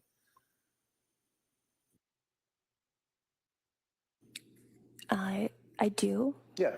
And you just said, yeah, right? Mm-hmm. So you're assuming that a woman who gets her RN at the age of 24 in a 1-year program and then works for 7 years as a labor and delivery nurse is familiar with these names and what they are, what drugs they are?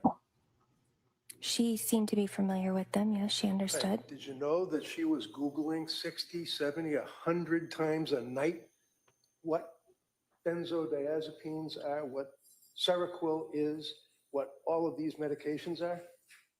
I did not know that. Did you ever ask her where she acquired what appeared to be, apparently to you, her ability to know what these medications are?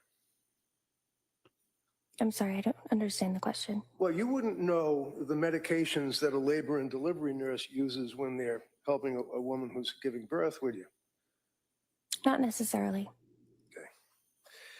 In any event, one of the things that you left us with is the fact that you were very, I think the word was invested in Lindsay Clancy and were concerned about her treatment, right? Correct. You knew that she had gone to the Rhode Island program for Women and Infants Center, Behavioral Health Day Program in Providence, Rhode Island. You knew that, right? I did.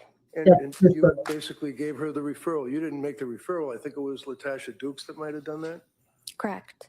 So you were aware of the fact that a recommendation was made to Lindsay that she reach out to someone else for help, right? Lindsay made me aware of that, yes. And she needed help, didn't she? Yes. So And she Lindsay went made to her aware that she Women reached and out to Infants someone else for Hospital help. on December 20th, right? She did. And was she treated at Women and Infants? I don't We believe can so. scratch that. Why not?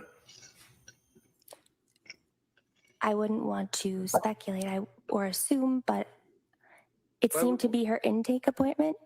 For what? Her intake appointment? Okay. So without assuming or speculating, you referred her to this provider, right?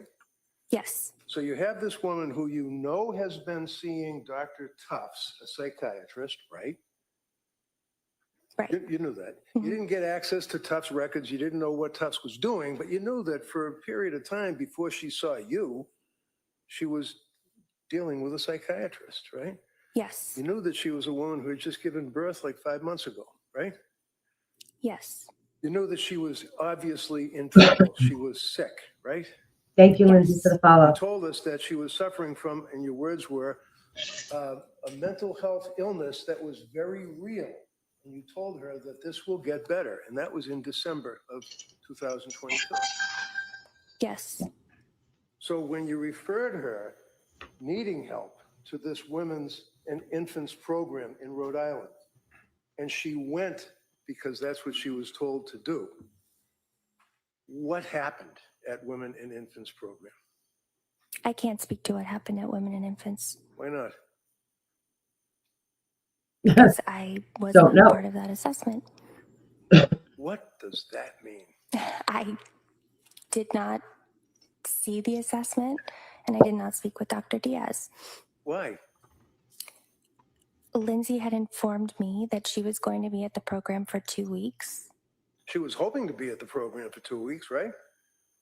She told me she was going to be at the program for 2 weeks. But she was turned away after about 8 hours of sitting there in an assessment and sitting in a group session. And she was turned away because of their concern that she was suffering from, well, let me ask you, what was their diagnosis? I'm not sure. Did you find out?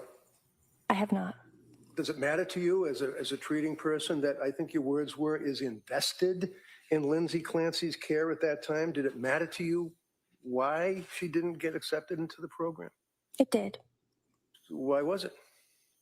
I do not know their diagnosis. Did you know that she had been diagnosed? You have different diagnoses, right? Like general anxiety disorder or general anxiety, GAD. And then you have, is it a differential? Is that what it's called? Mm-hmm. What does that Yes. It means a differential in medicine could be patient comes in with a cough. What are your differentials? Differential might be bronchitis, pneumonia, strep throat. So it's different things, different diagnoses you consider. Hey, Angela. Did you know that, in fact, they wouldn't accept her into the postpartum program because of their concern that she had been over-medicated by drugs, and they wanted to find out? I can't speak to that. Did you know that she was diagnosed as diagnosis depression due to adverse drug effects? I cannot speak to that. Oh, that hurts. Do you know, invested as you were, that on December, strike that, on Ooh, that's not December good. 20th, the very same day that she had finished being evaluated, woman you were invested in, had been evaluated by Dr. Diaz that you recommended or you mentioned, that in fact, She said the looking cash at the app is exhibit, mine. I could take it off. People that would they ask me to put recommended it up. tapering Seroquel, starting 200 milligrams tonight, follow up with outpatient provider of note. We attempted to reach current outpatient provider Rebecca Gelada, but did not receive a call back. I never received a call from Women and Infants. So this medical record from Women and Infants saying that they called Rebecca Gelada and never got a call back, your memory is that they never called you? They never called me. I absolutely would have called them back. Okay. Well, regardless, you never talked to anybody from Women and Infants, did you? Whether they called you or whether you reached out to them being invested? I did not. I know our program re-referred her a few days later. I'm going to offer this now. You want to, I think, just. It's already in it. We've marked. Yeah, well, I'll allow, we'll keep it as an exhibit for identification. You can double check, make sure the pages that have been referred here are contained within, is it exhibit 220? Yep. And if not, then we can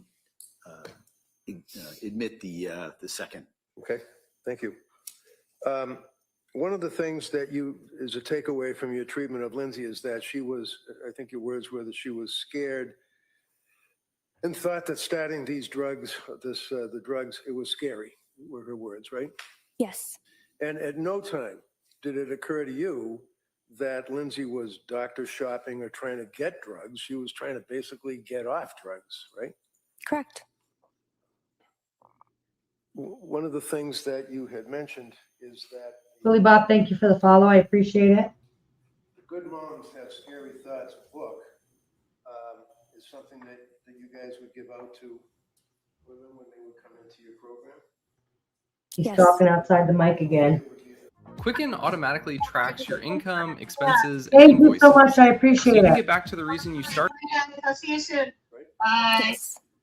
This is not, in your opinion, something that is indicative of like being a smoking gun. No. Police officer would seize it and the search warrant is. No. This is something you guys provide people to just help them out, right? Yes. Yeah. And just a couple of things. So on November 17th, she had an office visit with you. Is that correct? Not on November 17th. Okay. And the U.S. South Shore Medical Center, right? Yes, that may have been her PCP. Okay. Is that her PCP? Is that person that would be under the umbrella of the South Shore Medical Center? Yes. Would that be Kimberly Tocchio? Yes. Okay. So you must have read Kimberly Tocchio's records, I would imagine, right? Yes. And you know that she was seen, record indicates that she was seen by a psychiatrist, and this would be November 17th note, started Zoloft 25, which was then increased to 50 milligrams, right?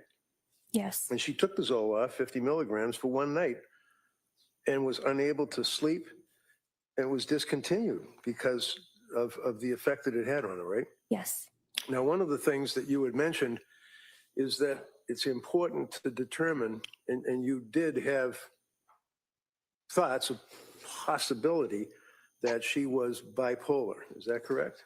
Correct. And one of the things that is contraindicated to someone who does suffer from bipolar, whether it's 1 or bipolar 2, is that you do not place them on a selective serotonin reuptake inhibitor drug, such as Prozac or Zoloft, right? Correct. Because it can have an effect on them. Isn't that right? Correct. And what's the effect it can have on them? It can Thank you. cause what we consider rapid cycling, meaning you can swing from mania symptoms to depression symptoms relatively rapidly. On November 21st, did she have a meeting with you all? If you recall, looking at the records, did she meet with Julie Paul? Yeah. Yes. Okay. And she gave Julie a history of what she had been going through. Is that correct? Correct.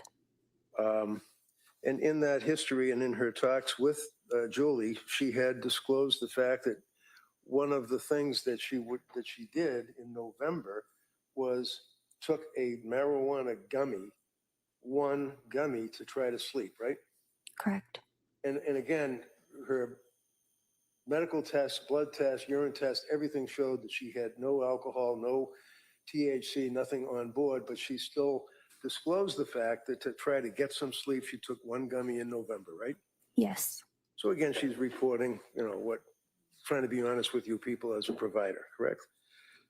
Yes. And the scales that counsel asked you about, you were talking about the depression scale, you were talking about the Edinburgh scale, and I think we all know that the Edinburgh scale is geared for an evaluation of a person, of a woman who is in that postpartum period, and you evaluate whether or not they are, as a result of being postpartum, severely depressed, right? Yes. And you indicated that at some point her Edinburgh scale was initially, what was it, 15, 17, if you know? Initially at my visit, my first initial with her. Yeah, what was her Edinburgh scale the first time you saw her? 17. Okay. And that would be moderate? Moderate. Okay. And then she had another Edinburgh scale after that, correct? Correct. And when was that, if you know? December 6th. And thank you, JJ. what is EPDS? What does that mean? Edinburgh postpartum depression scale. All right, so would you look at November 21st, please, which would be, so November 21st, she was administered a Edinburgh test, right? On the 21st, that would have been at Julie's appointment. I don't have that in front of me. If I told you that, well, on November 21st, it's a short period of time after November 17th, did they, whether it's Julie or somebody else, administer an Edinburgh test to her? Yes, And what was the result? 23. That's severely depressed, isn't it? Yes. Uh-oh. So in like 6 days, she decompensated from Edinburgh scale. If you can't hear that, they said the result was 23, right? and that's severely So depressed. she was 23 on November 21st Right, and 17 on November 29th. okay. So when you see a patient that's come to you and has an Edinburgh scale of 23 and an Edinburgh scale a couple of days later, that would be, Ooh, I know where he's going. 17. and what was it when you first saw it? You referenced it before, 17? 17. Yeah, that's still pretty high, isn't it? It's high, yes. Would that give you pause in conjunction with the symptomology that she's referring to and self-reporting what she's feeling? I mean, the fact that she has a 23 on the Edinburgh scale, which is very high, and then followed up a couple of days later by a 17, taken in conjunction with what she was saying her symptoms were. That's of a concern, isn't it? Yes. So on November 20th, which would be the day before that Edinburgh scale of 23, and the jury will have access to all these records, she was reporting struggling with postpartum anxiety, right? I'm with you, Milky. I can't speak to Okay, that. that's fair enough. We'll go to when you treated her. Yes. Did you have a chance to review Julie's notes at all? I did. Okay. Yeah. And when was the first time that you actually met with Lindsay? November 29th. Okay. Which would have been after Thanksgiving, obviously, right? Yes. And you would have reviewed the records up to that point, right? Yes. So one of the things that you would have reviewed was what she had indicated or reported to Nicole Harden Francis. Do you know her? Yes. And who is Nicole Harden Francis? She's the nurse at our program. All right. And this would be on November 28th that she was speaking with Nicole, the nurse. You read the report before you met with Lindsay on the 29th, right? Right. So you knew that she had been reporting panic symptoms, that she was disoriented, that she was forgetful, that she was not connected to her body, is what she told her, right? I would have to review that just to be accurate.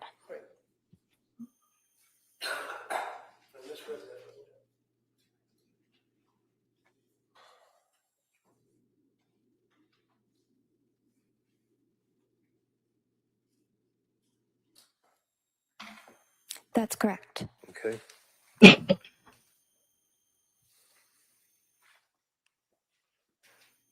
And would you agree with me that symptomology of mania, especially when incurred or encountered by a woman within the postpartum period, that's one of the symptoms, is being disoriented, right? Not necessarily. How about maybe a little bit? Could be confused if you're manic. Yeah. How about forgetful? That's an issue, isn't it? Not necessarily a symptom of mania. Okay. How about not You're connected right. to It her could body? be, but What it's does that mean? not. I'm not sure what that means. So if you have a patient who's coming to see you, who's indicated the day before that she has the panic symptoms, disoriented, forgetful, not connected to her body, wouldn't you ask her what she meant by that? Yes. Okay. So when you saw her on November 29th, you diagnosed that she had postpartum anxiety, right? Mhm. Adjustment insomnia, right? Correct. And when you met with her, you noted that over the last 2 weeks, you asked her about how she had been feeling, and she said she was feeling nervous, anxious, and on edge. She said nearly every day, right? That's November 29th. That would be under screenings. Yes, she was. I would give you a page number, but they don't give us page numbers. She told you, and you can pull it up if you have it there, that she was not able to stop or control worrying, and that had been for several days at least, right? Correct. And she was worrying and stressing about things, worrying about different things every day, right? Nearly every day, yes. Couldn't relax nearly every day. This is a questionnaire form that you have, right?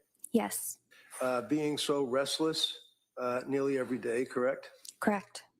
Asked if she was annoyed or irritable, and she said not at all. Sure, like she didn't believe that she was a person that would be irritable or angry with people, right? Yes. And then feeling afraid, as if something awful might happen, and she got that GAD 7 score of 14. Is that correct? Correct. So what does a GAD score of 14 tell you on November 29th? Moderate anxiety. And then you ask about in the last 7 days, trying to get a history. She denied, definitely not so much now, that she was able to laugh or see the funny side of things, right? Right. And that she was asked, is she looking forward with enjoyment to things? And she responded, hardly at all, right? Yes. Blaming herself when things go wrong. She says, yeah, some of the time. Yep. Yes. Anxious and worried for no good reason. Yes, correct? Yes. Scared and panicky for no good reason. Yes, correct? Yes. Then they asked if she felt sad or miserable, if she was a miserable person. And she said, no, not at all, right? Right. Did she indicate that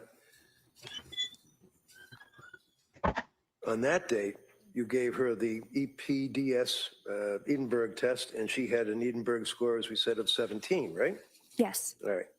And then the medications that you prescribed to her, we've already got an evidence. Jury will be able to look at the actual. We've leveled up the VPN in Norton 360, so you get even more.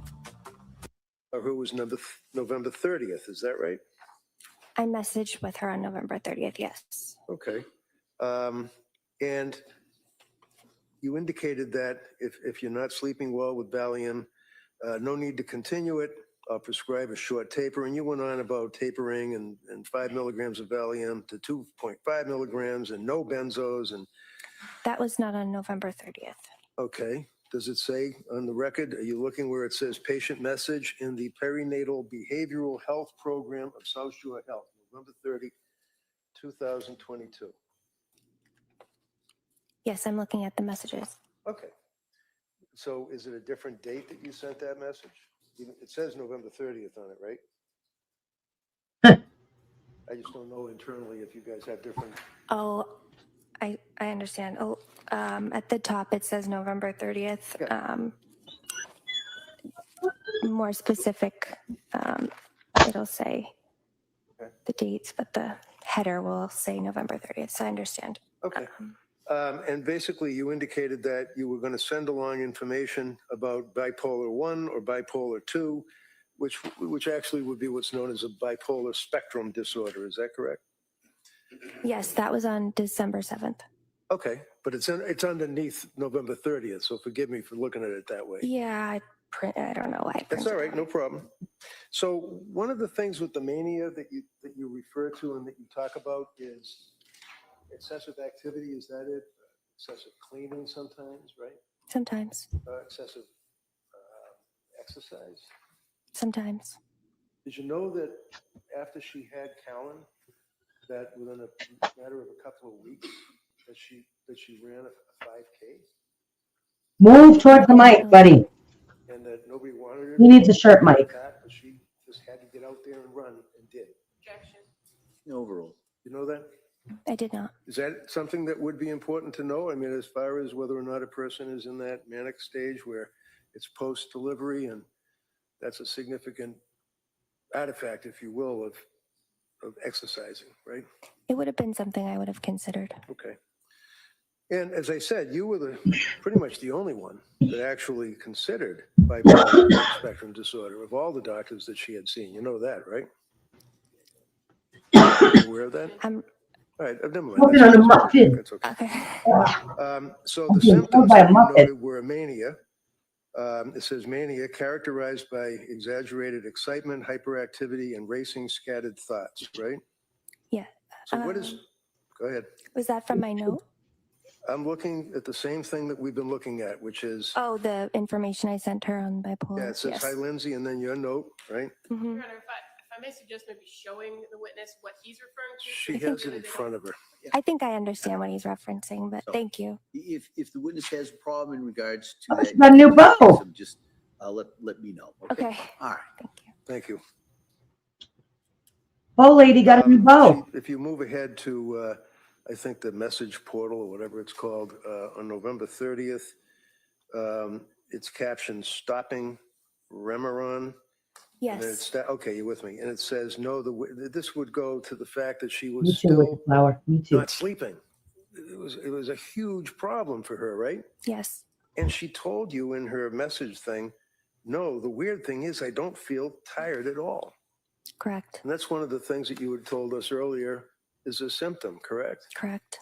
A person that is not getting sleep but doesn't She feel looks like she tired. feels guilty. Correct. What is a symptom of? It's a symptom of mania that we look for. Okay. And when we looked for that mania, did you notice that? And did you factor that into your diagnoses? Yes. Okay. How many times, if you recall, did Pat come with his wife to meet with you? Was it 3? He came to a visit once. I believe I spoke with him and Lindsay on the phone twice.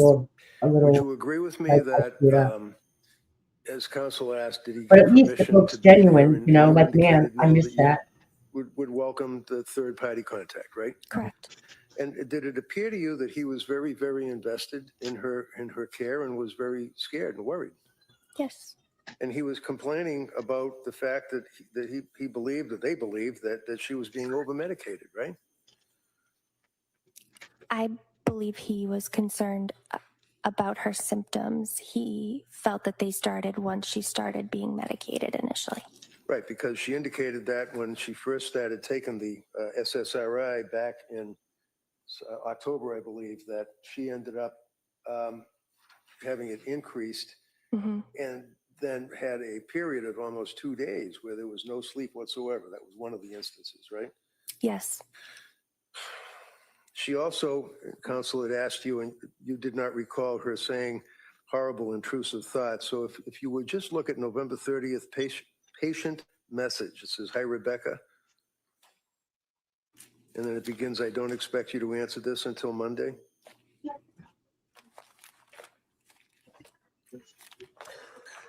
I see that. Okay.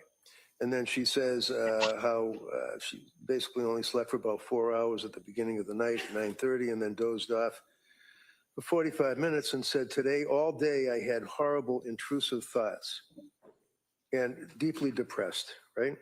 Yes. So when was the next time that you saw her after she sent that message on November 30th?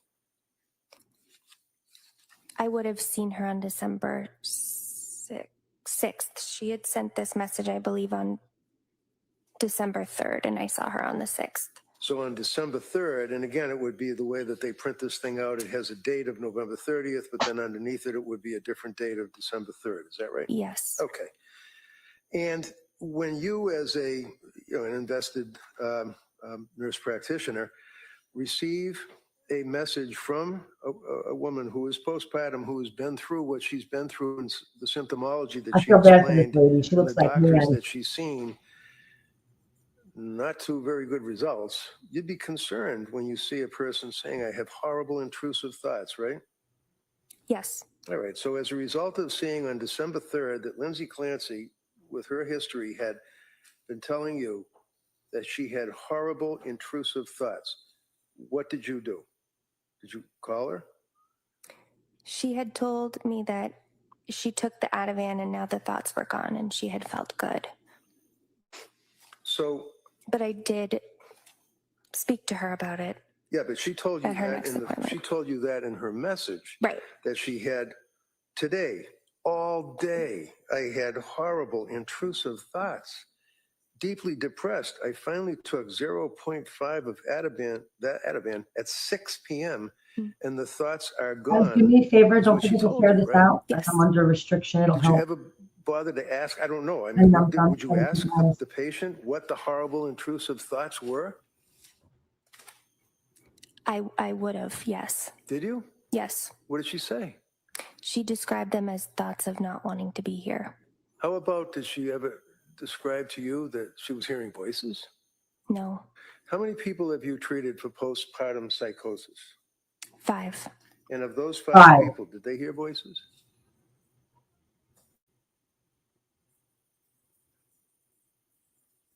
Not all of them. How about some of them? Some of them. And that's a real thing, isn't it? Yes. And visual hallucinations likewise? Not all. So with the voices, that would be an auditory hallucination. Yes.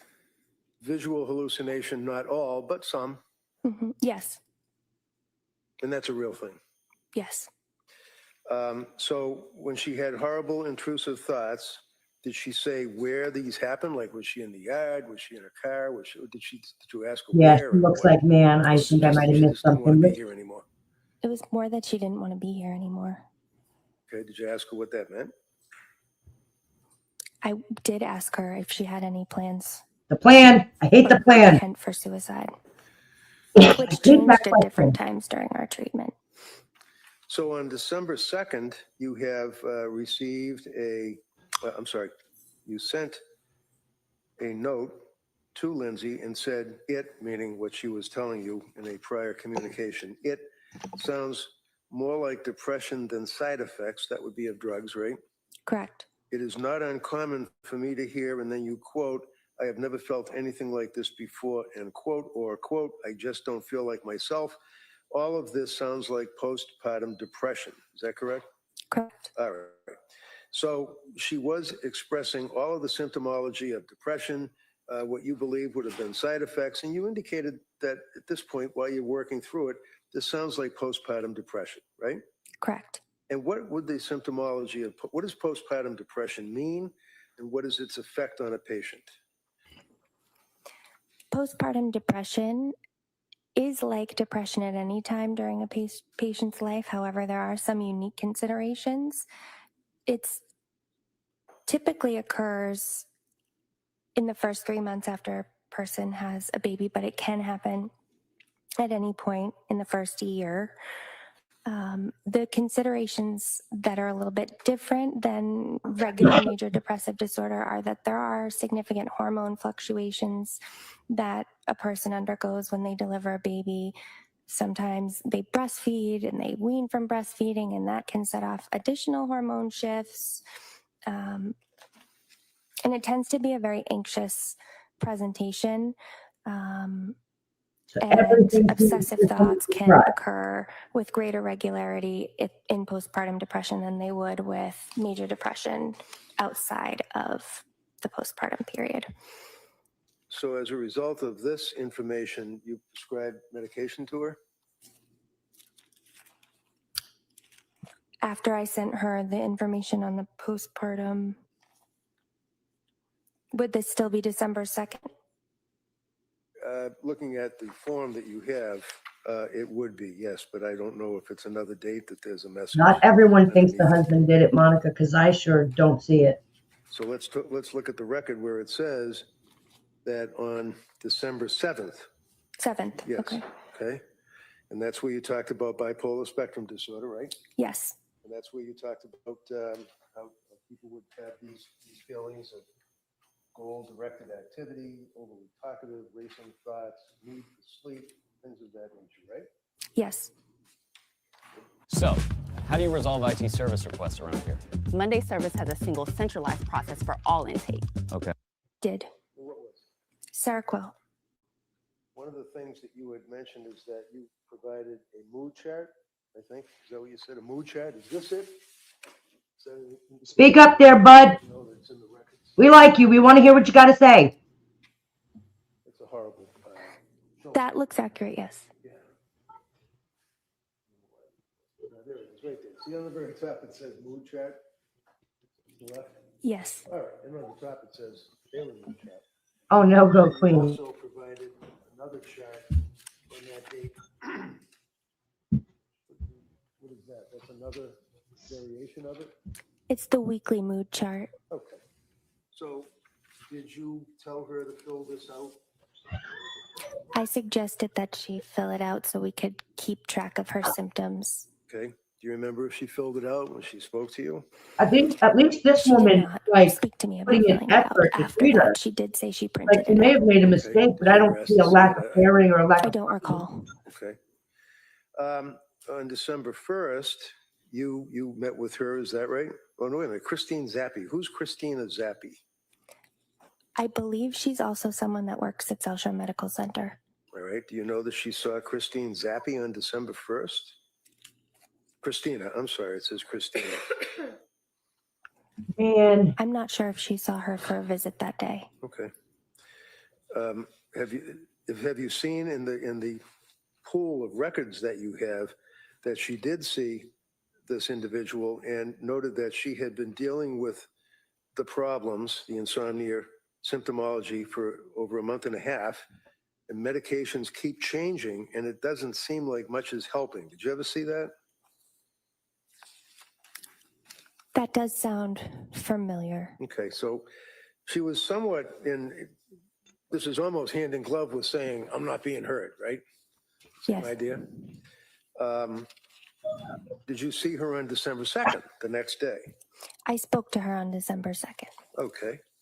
And again, the district attorney kept asking you about, she had the opportunity to come in and see you if she wanted to and things of that nature, right? Yes. And would you agree with me that it's sometimes better to have a face-to-face actual meeting with a patient rather than just on the computer? Yes. Did you ever, if you recall, with all of the symptomology and deterioration going by week after week, say to her, I really think that we should get together in person? Yes. So we met in person on the 6th, and our plan had been to meet in person on the 13th. Okay, so that would be December 6th, correct? Mm-hmm. Yes. Now, December 2nd, you had a conversation with her on the phone, is that right? I believe it was just my chart messages. Okay, so you see on where it says again, it's got the big black letters, December 2nd, 22, and then underneath it, it says behavioral health history. Can you find that on your records? If you don't, that's fine. That would be the time that she indicated that she had been to the ER for anxiety symptoms as well as insomnia and heart palpitations. You remember that? I don't see that. Okay, well, then let's get it. Do you have access to other staff notes and records, right? I do. I only brought my own. Okay, with me. that Yeah. answers that. So if I approach you, Yes. Can I see what you're showing her first? Sorry. Not fair to just have her own, I think. Can't be expected to everyone's country. Latasha Dukes. Who's Latasha Dukes? Letitia Dukes was a clinician at our program at the time. All right. So am I looking at Latisha Dukes, MSW? What does that mean? Master of Social Work. All right. And does that indicate a date that Ms. Dukes saw Lindsay? December 2nd. All right. And on December 2nd, again, she was complaining of symptomology, she meaning Lindsay, having heart palpitations, right? She's describing that she had heart palpitations and she went to the ER for anxiety symptoms. Okay, so the answer is yes. Yes. Okay, so Yes. And that she then went to the ER, and per a patient's report, she has an addiction to Ativan, and that's why she can't sleep. And she also noted had weight loss, right? Correct. And panic attacks, right? Correct. So she's got a fear that she's on the benzodiazepines by script that she didn't want to be on, and she couldn't sleep, and she was losing weight, and all the other symptomology that we talked about, right? Correct. And that's in December. Yes. December 5, Nicole Hayden Francis had a chance to speak with Lindsay. And at that point, there was a recommendation that she might want to try INPT LOC. What does that mean? Inpatient level of care. Okay. And that would be Nicole Hayden Francis, who's a nurse, was telling her that on December 5. Yes. Now, and again, I know you don't have the records from what Keisha do, so if I may approach. You may.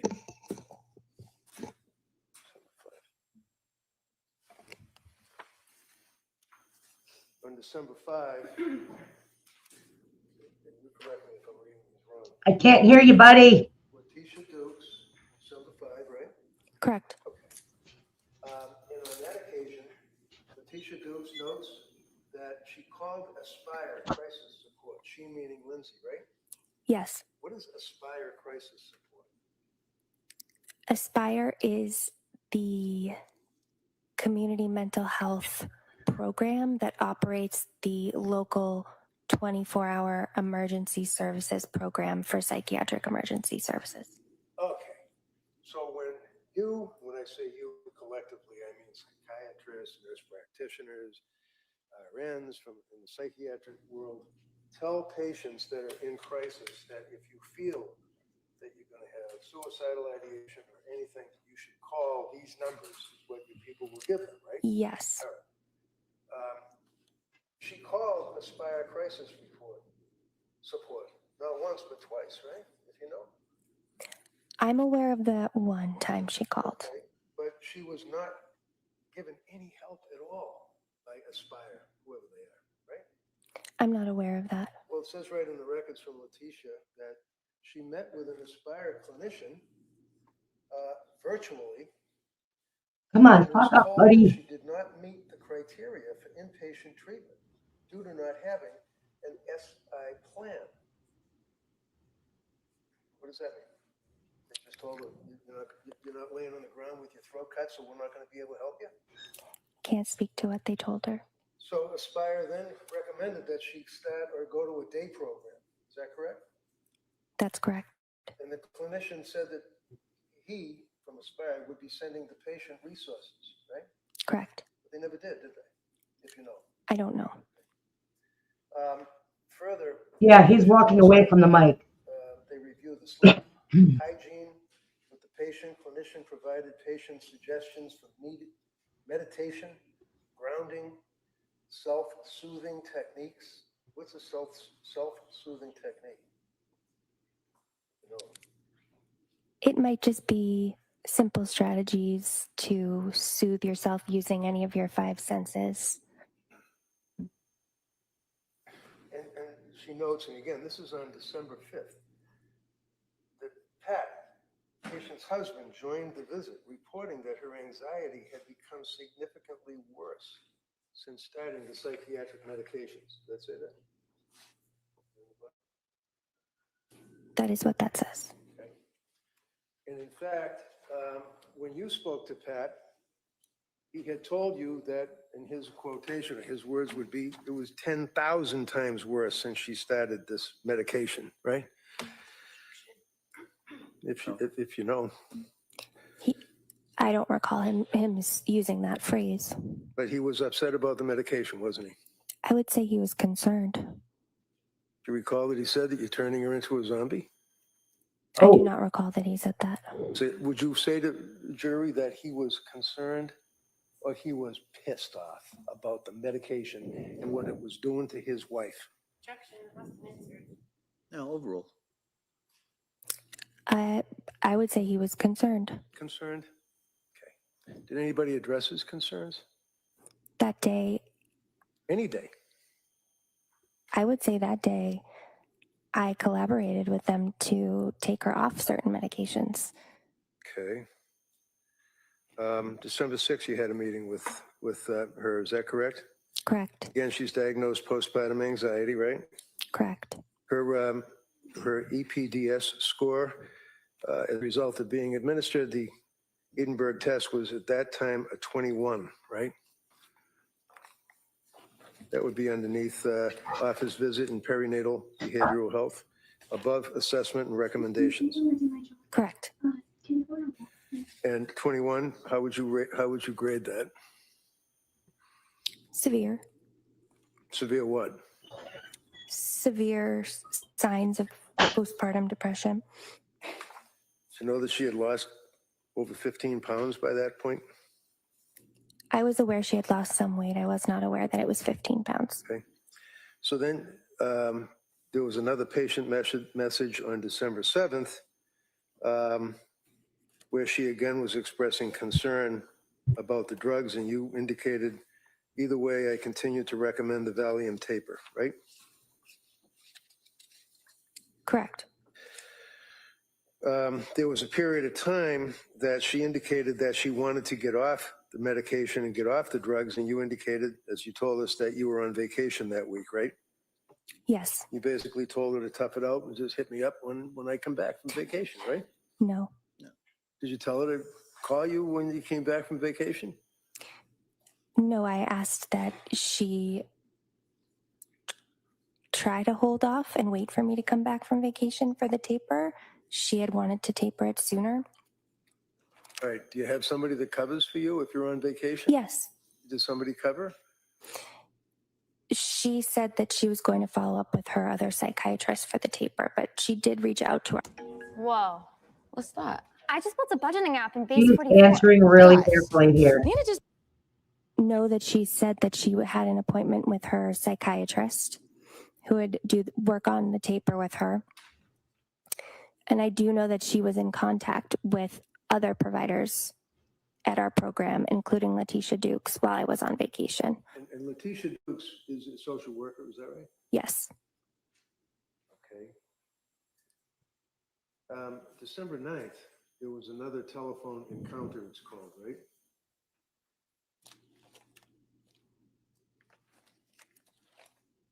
Yes. And yet again, her husband, Pat, was involved with this call, right? Yes. So does this put Patrick up to around 4 times, maybe 5 times, that he had been involved either in person with your business or on the telephone or on the telemetry or whatever it is, computer? I spoke with him on the phone twice. He was in one of our visits on December 6th, and it appears he was in the visit with Letitia as well. So this would be a Rebecca Gelada telephone Yes. encounter on December 9th, right? Correct. And on that occasion, Lindsay and, Right. and her husband called this writer, that'd be you, right? Correct. Regarding the plan to taper, correct? Correct. And they both agreed that Lindsay's symptoms remain too acute. What does that mean? What's acute mean? Severe. Did they say that she's sleeping but waking up with, let me back up. Was he telling you all of this while she sat there? She wasn't saying much in that conversation, was she? I don't recall who was saying more than the other person. Do you recall that she indicated that she wanted her husband to be involved to speak with her because she was really decompensating, right? She wasn't self-reporting and self-advocating too well for herself at that point, was she? I just know she did have her husband on the call, and he did speak on the call. They indicated that she was waking up with panic symptoms, right? Correct. What panic symptoms? What does that mean? Panic symptoms can be this sudden rush of intense. That's not what can be. What did she tell you, or what did her husband tell you? Her Panic symptoms. Panic symptoms. What were they? Panic symptoms are racing heart, intense fear. Those are panic symptoms. Sudden rushes of intense anxiety that seem to come out of nowhere. Okay. Is that something that you learn in school, or is that in a book? Is it in the DSM, or what? So we all have our own opinion as to what panic symptoms might be, but from a medical standpoint. Those are what panic symptoms are. Would you agree that Patrick, in this conversation, also indicated that she was having intrusive thoughts yet again? right? Correct. What were the intrusive thoughts that she was having when she wakes up with panic symptoms? I don't recall the specific intrusive thoughts. I recall asking about safety and that she did identify having thoughts of suicide. Well, Patrick told you that she has thoughts of suicide, right? Lindsay as well. Okay, so I'm asking you what you, as an invested healthcare provider, told this woman to advise her what your investigation revealed. If you have a patient tell you, I'm having intrusive thoughts, what were they? I recall that they were intrusive suicidal thoughts. And is this a frequent theme that you noted?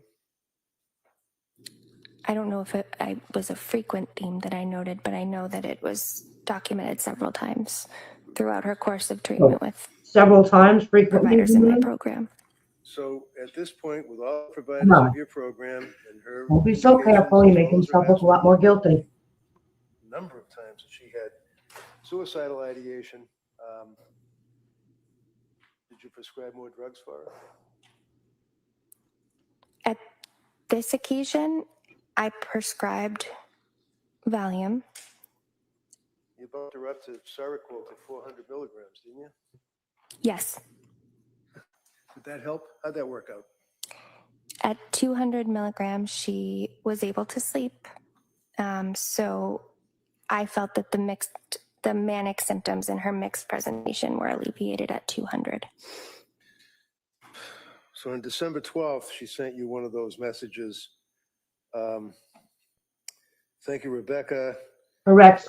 Yes. December 12th. She says, for the last 3 nights, I've taken 2.5 milligrams of Valium and 200 of Seroquel. I have to say, I do like the way it makes me sleep deeply and soundly for about 7 or 8 hours. I don't like the way I feel in the Thank morning. you, Coffee Salted. You read that to the jury for the DA, right? Yes. But then the rest of the sentence is incredibly depressed and unmotivated to do anything at all. Do you remember her saying that? Yes. Now, you'd agree with me that that's one of the observations that you make or symptomology of a person that's suffering significantly from postpartum anxiety, depression. She's incredibly depressed and unmotivated to do anything, right? What Correct. does that mean? What does she mean by that?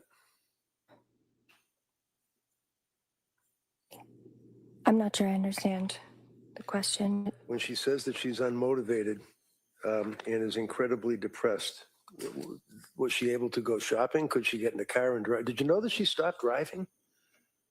I was not aware of that. Neither was I. On December 12th. But wait, if you stopped driving, how'd you take She cars saw to the doctor? Letitia Dukes. Patients reporting thoughts of SI, suicidal ideation, but no plan. She contacted Crisis over the weekend and will be starting a PHP in Norwell. What does that mean? Partial hospitalization program?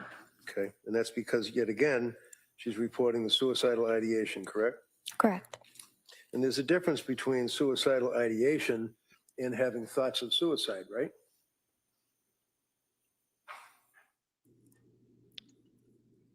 Under the DSM, is there? Thank you, Coffee Salted. There's a suicidal ideation can be a spectrum. Okay. They On are. December 13th, Mhm. telemedicine in the perinatal behavioral unit. Again, there was a concern about What about suicidal him? ideation. And her look underneath Edinburgh postnatal depression scale, if you have it, was now 20. It's still severe, right? Correct. So what did you do on that date, if you know, December 13th?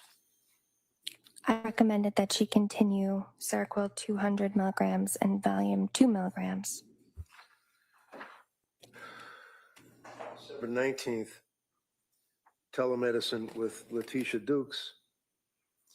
And this is when she indicated that she was going to contact women and infants, and Letitia helped her out to do that. So she went to women and infants on the 20th, right? Correct. Okay.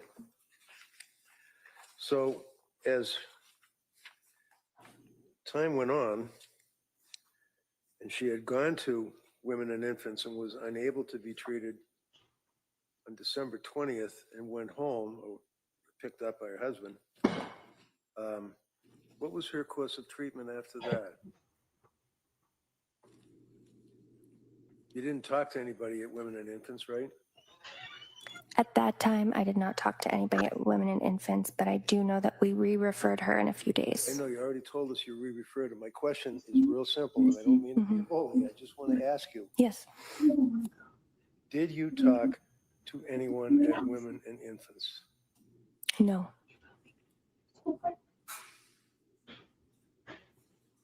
So, as I read the record, which is an exhibit, Women and Infants, December 20th, differential diagnosis, concern about medications, reaches out to Rebecca Gelada, no return call from Gelada. You don't recall that. You don't know what happened to her after that, do you? Other than going to McLean. I know that she went to McLean. Right. Do you know when she went into McLean? At the end of December, early January. Okay.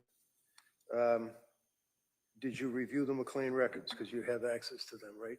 I do not have access to them. You don't? I don't. So if you're treating a person for all of the stuff that we've talked about, and it's now apparent that things have decompensated so bad that they have voluntarily admitted her to a locked ward in a mental institution, is it important to Rebecca Gelada to find out what the diagnosis and treatment was of their patient? Yes. Did you find out? I did not.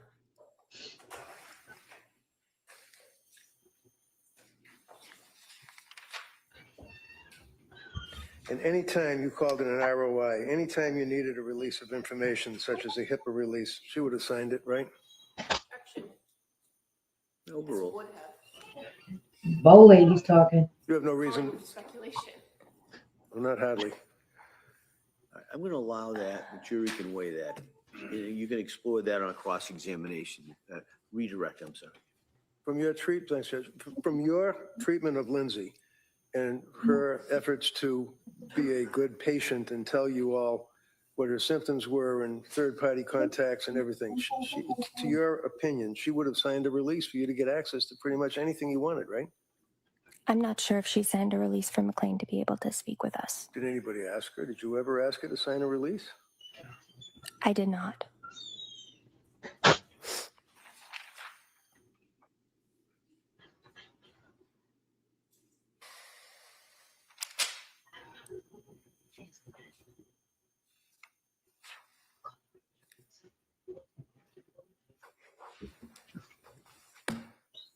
That's all I had, Your Honor.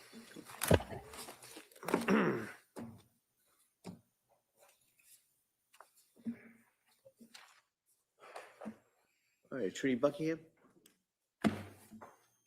I'm leaving for a conference and I just realized I'm completely out of Hey, contacts, Bo. but I have 1-800 contacts in my back pocket and they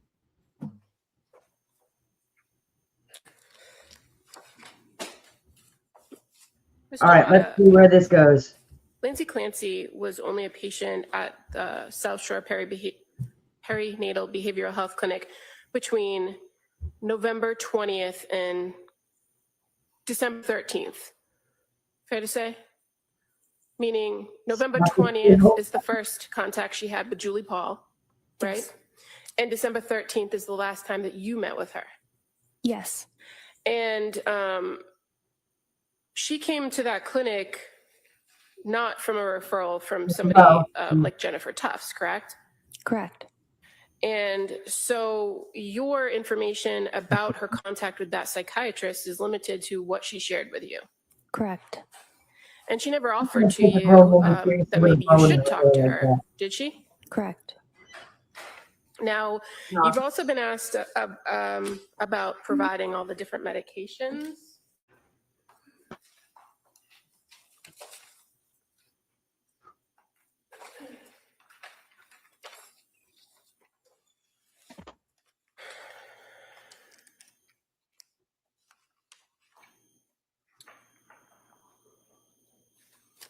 concerns. If I may approach with You may. Exhibit 1, please. Yes, you may. I'm going to show you the second page there. I know it's kind of small, but take your time to take a look at it.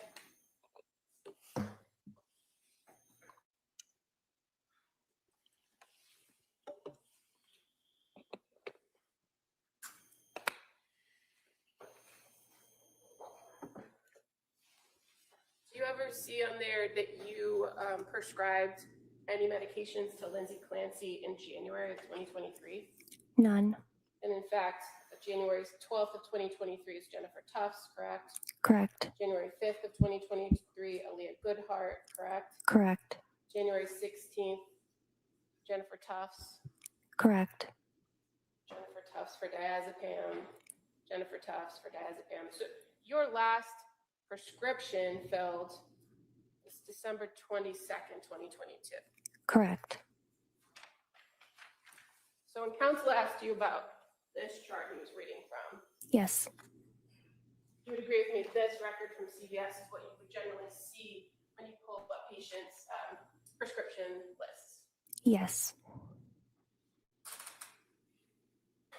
And as far as the going back through some of the medications, and you were read by counsel about on December 6th and 7th, prescribing the same medication, is it common that you would change prescriptions to adjust for dosage? Yes. And when you start some new medications, do you give somebody an automatic 30-day supply if you're not sure if that's going to be the course of medication? Correct. So sometimes you're prescribing things at kind of odd dosages, right? Yes. Or odd number of pills. Yes. So on December 6th for the diazepam, you actually prescribed 1 pill. Yes. And then December 7th, 2 pills. Yes. And then December 9th, a 5 milligram dose, 8 pills. Yes. And then on December 30th, I think it is, 2 milligram dose, 7 pills. Yes. And then the Seroquel as well. On November 30th, when you first prescribed that at that low 25 milligram dose for insomnia, she was given 30 pills. Yes. And then when you changed the plan as of December 7th, you had to give her a new prescription for a higher dose, didn't you? Yes. So that's the 100 milligrams at 22 pills. Correct. Now, when you adjust the dosages or adjust the number of pills, do you give specific instructions on how to take the medication going forward? Yes. Do you expect the patient to follow those instructions and disregard the previous prescriptions? Yes. So you expect, but did you state that? Now, at several points, you've indicated and counsel asked you about referrals or recommendations that Ms. Clancy go to a partial hospitalization program, right? Do you recall that line of questioning? I do. And does South Shore Perinatal Behavioral Health have a partial hospitalization program? Not at this time. And so oftentimes you have to pair or recommend places outside in other communities, correct? Correct. And you've talked about women and infants, and that's one of the places that you've referred and that you did in fact refer this patient, correct? Yes. You don't have an affiliation with women and infants, do you? No. So any information that you receive would have to come from the patient or at the patient's request. Is that fair to say? That's fair to say. In regards to her visit to women and infants in December 20th, you had contact with Lindsay Clancy the next day, didn't you? I did. And that was through my chart messaging? Yes. And she explained to you what happened at Women and Infants? Yes. She gave you details about what they told her, that she wasn't going to benefit from the groups, and that when she told them about her medication history or medication issues, that they believed that she should come off Seroquel. Yes. So while you don't have the records of the diagnosis, you had a report from the patient about what they were recommending, didn't you? Yes. And as a result of that, you started a conversation with her about tapering Seroquel, didn't you? Yes.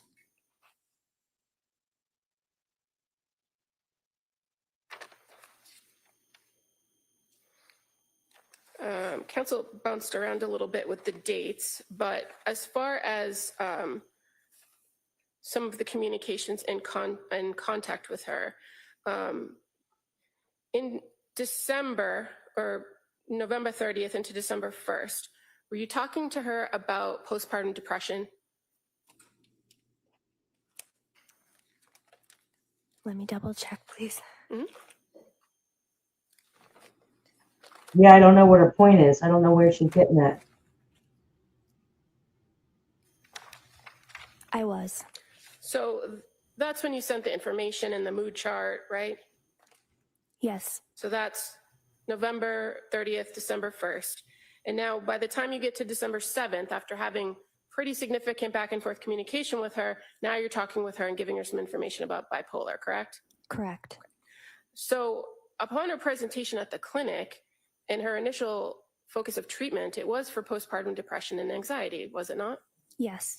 And as you began to have more contact with her, as So did you diagnose her with postpartum trial different depression? medication regimens, is that when your differential diagnosis started to emerge?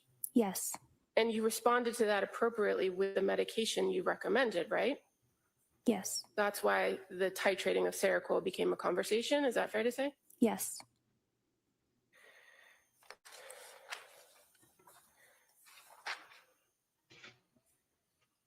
And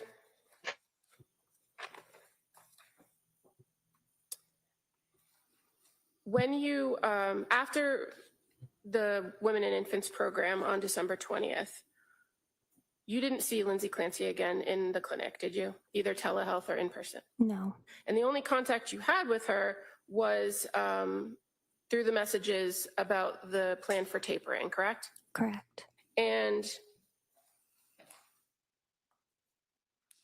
while you were going to be away and not available to her, you still gave her a plan and a prescription to assist with tapering, didn't you? I did. Was your clinic or your colleagues still available for her if she needed it? Yes. Did she reach out? I believe that either she or Patrick did reach out on December 30th. And that was for a higher level of care recommendations, right? Correct. But as far as issues with the taper, did she reach out to you or your colleagues about issues with the taper? Now, council went through with you a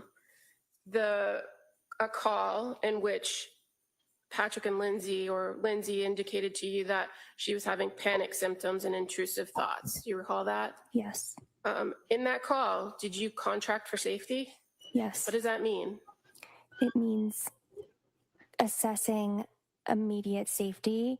For example, not to speak in hypothetical, but if somebody was saying, I have a plan to kill myself, I have a knife, I am calling 911, I am sectioning that person.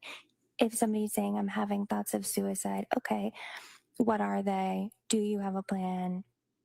Do you have intent? What I recall from Lindsay is she was having thoughts of suicide. She did not disclose a plan, no intent, and her husband was aware of this as well. He was on the call.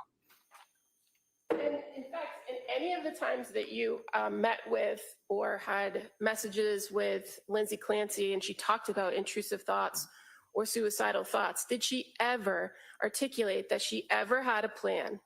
No. Or that she ever actually had any intent of completing the act? No. And you're aware that she did have support in the way of her husband and her family, didn't you? I was aware of that. Yeah, it's the plan thing for me. I don't like And that. again, intrusive thoughts, when a person tells you, a postpartum mom tells you they're having intrusive thoughts in your training experience, in the times that you've treated moms with postpartum depression or anxiety or even psychosis, that's a fairly common complaint, right? Yes. And again, depressed and unmotivated, fairly common to hear those from new moms. Yes. And in your experience in treating individuals with postpartum psychosis, whether they hear voices or not, did you ever have any concerns based on your contact with Lindsay Clancy that she was suffering from postpartum psychosis? I did not. I have nothing further. Well, it appears as though she was, doesn't it? You cannot have a plan Hold on. right this Before we second, do but this, have a plan in 2 minutes from now. Get over there, Mr. Rankin, if you can, go ahead, you can ask your question. I'll return it. All right. All right. Anything further? All right. Ma'am, you can step down. Thank you. Thank you. All right. Counsel, could I see you over sidebar? Yeah, I agree, Squiggles.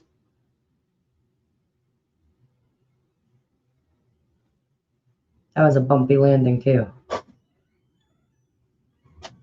It's okay to admit it. We experience dryness. Luckily, we have personal lubricants to keep things.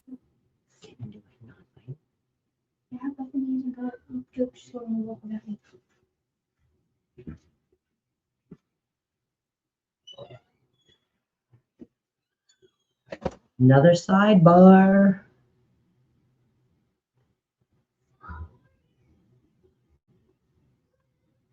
She seems like, man, I think I might have messed up a little bit. She does seem like, man.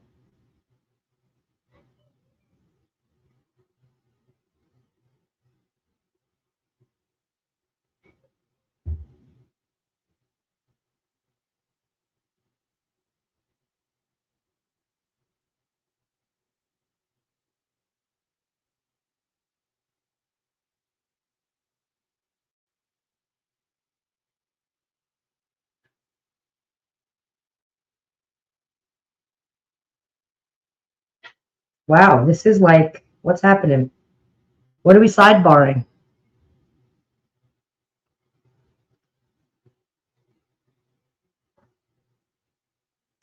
I don't know. I feel like that didn't help the prosecution any.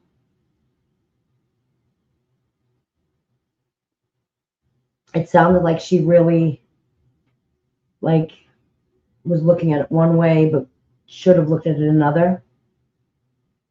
Yeah, I agree. She seems sad about it, right? Yeah, she seemed like, man, like, did I look at it the wrong way? Looks like I finally got one prediction about how the day was going to go, pretty close. So we're going to break for the day at this point. And so what I'm going to ask you to do is come back tomorrow at 9 o'clock. The hope would be kind of a similar schedule that we can follow tomorrow as well.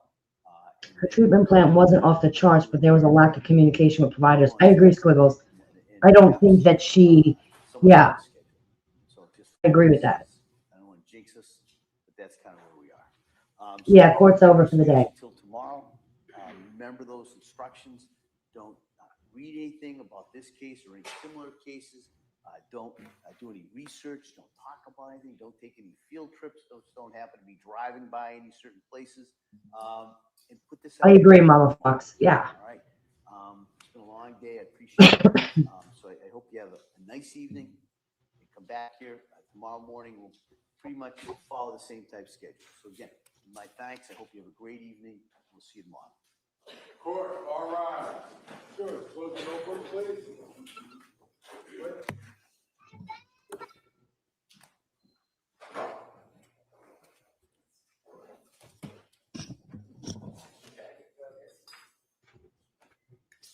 Right, but I don't know. I don't like the plan question. I really don't. I don't like the do you have a plan? Because I cannot have a plan now, but have a plan in 5 minutes. Right? So that whole plan thing drives me nuts. I don't like it.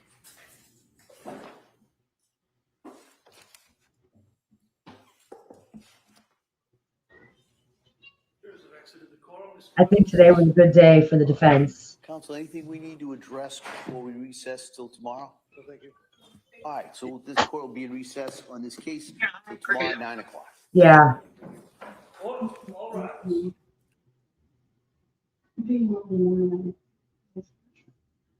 It's kind of sad hearing what she went through, you know? Yeah. I agree. It's a universal question. I don't agree with the how much weight they put on the answer.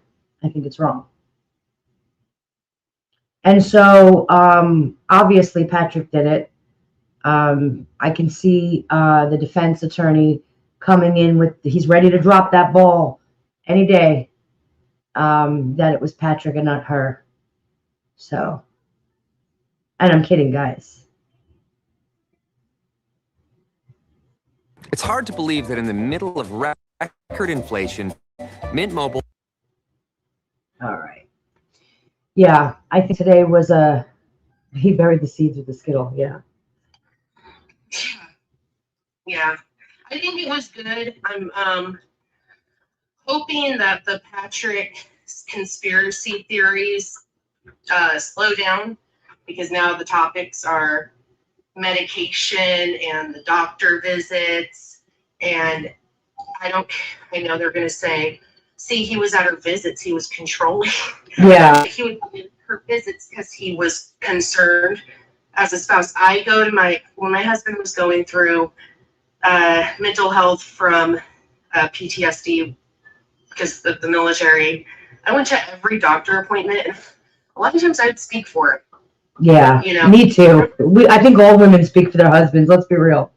Yeah, and it's fatiguing. I'm tired. Yeah. What can we do? How are we going to get this fixed? This is what's going on. I'm concerned. She might, he might It not has see to it. have I been see it. mentally draining on him as well. Like, think about it. Yes. Like, you're locked down, you're tied down, things aren't go back to normal the way they were, and it's just, it's a ride for all of them, not just what seems to be ramping up, Squiggles. She just said the Patrick Clanciers seem to be ramping up because it's, guys, come on. Why is it? I just don't understand. I don't understand it. I don't understand where people are coming up. Yeah.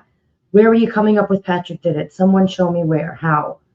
I mean, in theory, it sounds like a good book. It sounds like that would make a really great Lifetime movie. But is that reality? Are there facts? Anything backing that up?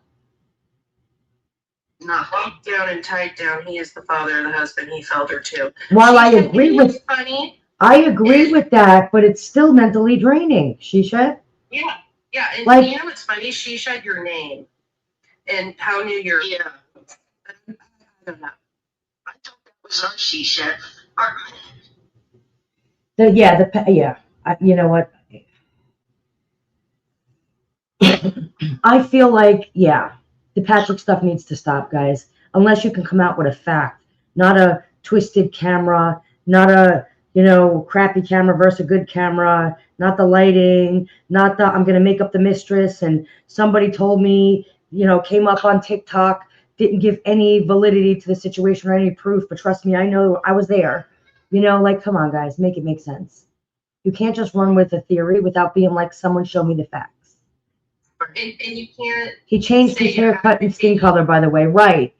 You know what I mean? Like he totally walked into CVS. He totally changed his skin tone. I mean, he was a black man by the time he got to the 3V. I mean, come on, guys, make it make sense. And he, he crunched the pills and he dangled her and she was too tired to fight back, but she was strong enough to dangle from a windowsill. Right. Oh, and she had 14 medications in her system. All 6 medications in her talk screen. Yeah. If you listen, I get people want that. That's a great theory, right? Like, people want this woman to be innocent. She's not. She admitted to the guilt. However, if you want to sit there and think of that possibility, okay, can we, I don't know, ask to see some proof of something? Because I could sit there all day long and be like, it wasn't her, it was the mother-in-law. The mother-in-law was a nurse. The mother-in-law totally didn't like the daughter-in-law, and she totally was the one who's sitting there giving her advice behind the phone and made her do all this with the. But does that mean that it actually happened, guys? It's a great story, but it doesn't mean that there's any evidence to back it up. And I'm just saying, and this is my opinion in theory, but as a person, and if my son had children, and their mother did it, and I didn't like her, then I would be going on the prosecution side and testifying for them that she was a person. No amount of money can bring back that love. Yeah. So I don't know, it doesn't make any sense. Goose, I brought up the mother-in-law. Nobody's talking about the mother-in-law. I just ran with that story because, again, I can make up any story I want, but it doesn't mean there's any evidence to back up the facts. Right. It doesn't mean there's evidence they Thank you, liked her. Faithless. I'm just saying, that there's not evidence she likes. They liked her. Right. But, theorizing, and that's that's a normal theory, not, oh, that, you know, I don't know, it's weird. And again, if you come with facts, I'll totally be open to it, but you got to give me some, trust me, he was going away and cheating on her. Well, where's the proof? Like someone showed me, there was a mistress. He was living with another woman 4 days after show me the proof. That would be the prosecution's defense, you know. That would be the prosecution's like main focal point if that was the case. Prosecution would love for him to be a cheater. And they did look through, obviously. Show me the proof that she did it. Oh, are you for real? The fact that she was alone with the children and admitted to it. And there you go. I mean, how much more proof do you want than actually catching it on film? The woman said, I did it. You can go to my page and look at. She did not admit to the guilt. That is misinformation. Wait. Were you not watching the trial? She absolutely did admit to the guilt of it. But she admitted she's not guilty by insanity, but she admitted that she did do the unaliving of the children. There's no doubt on that. Her defense has admitted she did that. Yes, but they're not contesting the fact that she did it. That's simply not true. Okay. All right. I can't make you see what's right in front of you. I mean, if you're not willing to accept a fact, then I can't make you accept the fact. So, I mean, you're going to be lost in this whirlwind of, I'm just going to run with theories and dreams because it's a fact. They're not contesting it. She did it. The guilt. Have you not watched the trial? So then I'm not believing that. So it's not that she's not guilty. It's that she's not guilty or criminally responsible based on the insanity. She's not saying she didn't do it. She's saying she's not criminally responsible, guys. That's what she's saying. She's saying she's saying I did it, but I'm not criminally responsible because I had no control. Listen to any lawyer on here talk about this case is to determine both pieces. Both pieces of what? I just want to say, if you copy what I just posted, go put that in the Massachusetts law, look that up, and then you'll realize what they're arguing by. Guys, it is not, she's not arguing the fact that she did it. It's the criminal responsibility. She's saying she's not guilty and she's not criminally responsible because of her psychological health at that point in time. Not that she didn't do it. Did you not just watch the whole? They are arguing both pieces. Did Reddington not? Did premeditation, first degree, or not guilty by reason of insanity? Right, which boils down to the insanity. Make it make sense.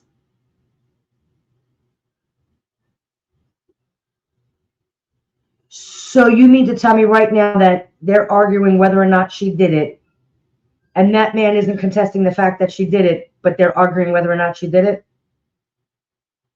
Are we for real? Oh, they're for real. Like, I don't know.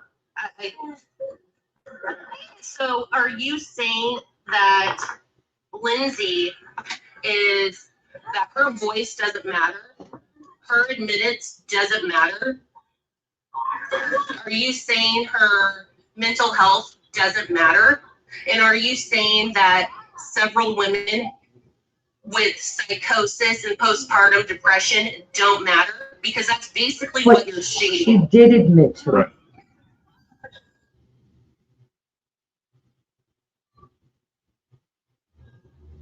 She absolutely did admit to it. I can't listen. I can't even discuss that anymore. It's ridiculous. Can you pull up that law and read it? Who's not being respectful? I'm being respectful. It's just I can't make that make sense. When did she admit to it? Oh my God, I can't. Pull up what? What you just posted? Yeah, pull it up. All right, hold on. What is it? It's on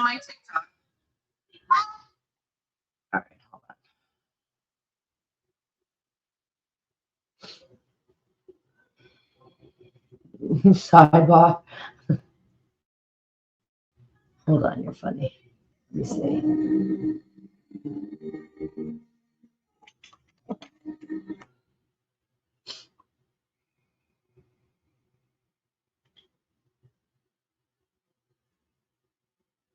Oh.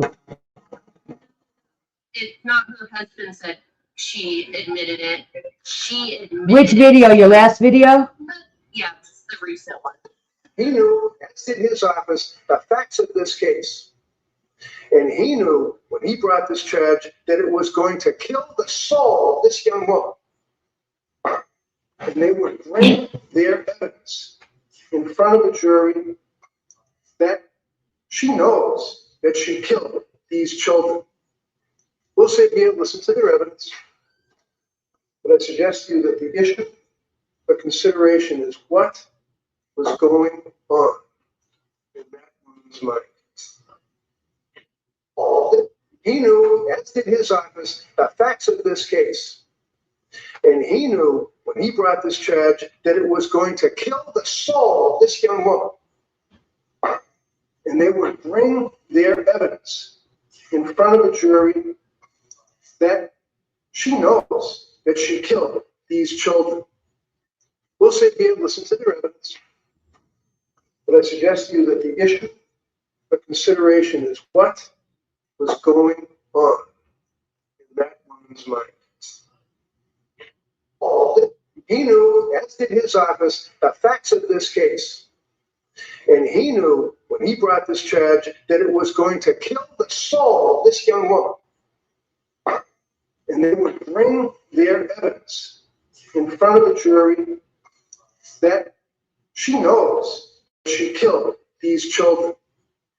We'll sit here and listen to their evidence. But I suggest to you that the issue for consideration is what was going on in her head. That right there. So they're not contesting the fact that she did it. They're contesting the fact that she was not in the right state of mind due to postpartum psychosis. Yeah. That's what they're contesting. They know she did it. The civil suit knows she did it. She stated under oath she did it. But they also stated she didn't, she was under psychosis. She states in the civil lawsuit she couldn't control her body. She had recollection. This isn't a thing about she had memory loss, amnesia, couldn't remember. She remembers. Also, you're going to see the defense bring up forensic psychologist who interviewed her, and they're going to speak on that interview. If you read the civil suit too, psychologist interviewed her for hours. Her husband said she told him she killed. Yeah, that's one person she told. She also told a doctor. Yeah. She also wrote it on a whiteboard and told a doctor.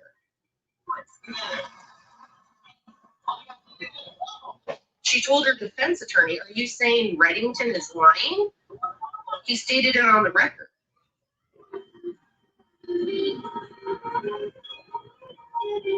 Can patients ever be admitted into ER for inducing sleep and deprivation, Mrs. Spear? Can they be admitted into the hospital? Yes. Because sleep deprivation can cause psychosis, guys. Sleep deprivation, so many hours without sleep becomes an emergency. Your brain and body need to rest. So yes, they can be admitted for that because it's an emergency.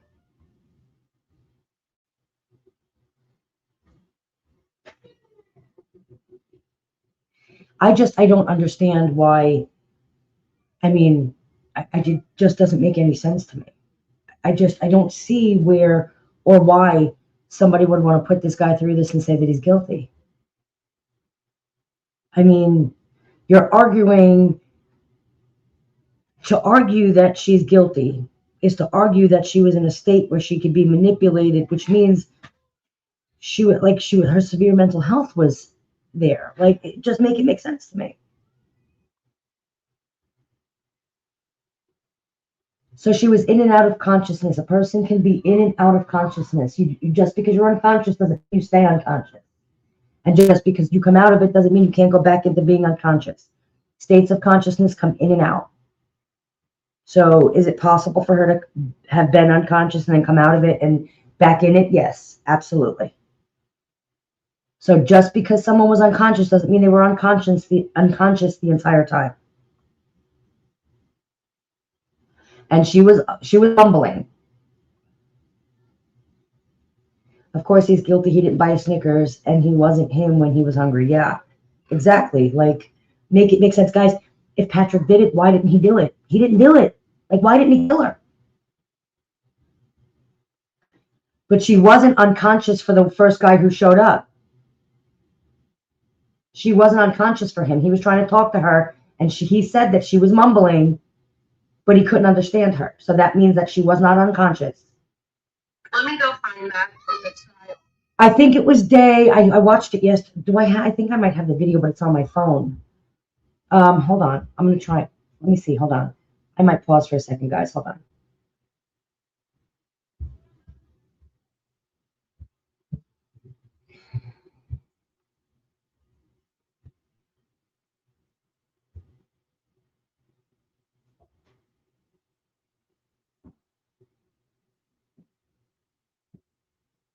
Am I still here? Because Sam, I just sent it to you in the chat.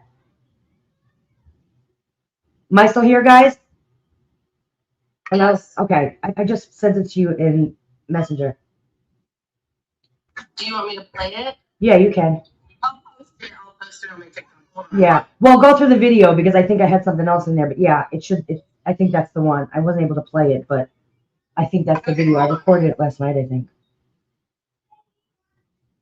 So she could have been responsive and then went unresponsive, or responsive to only painful stimuli, and then came out of that, became responsive again, and then went back in. That's why we reassess constantly, because their alertness and awareness and all of that can change from minute to minute. And that's why we continue assessments, and we don't just do one assessment and leave it, because you have to continue to assess level of consciousness, level of awareness, all of that. Their orientation, all of it. Excuse me.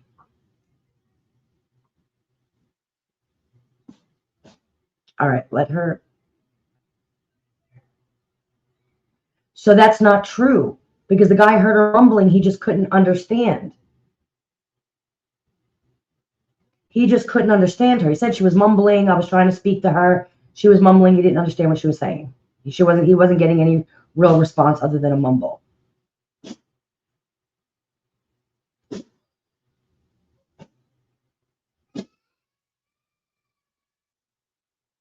And again, do I think he was having full-blown conversations with her? No.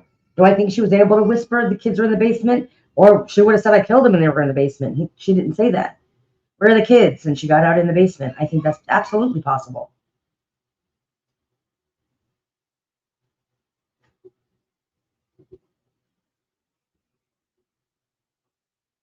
And again, like, what are the facts that you guys are basing the fact that Patrick did it off of? Like, what are the actual evidence that Patrick Clancy did it? And again, I'm open to it if somebody can explain to me what evidence they see that he did it.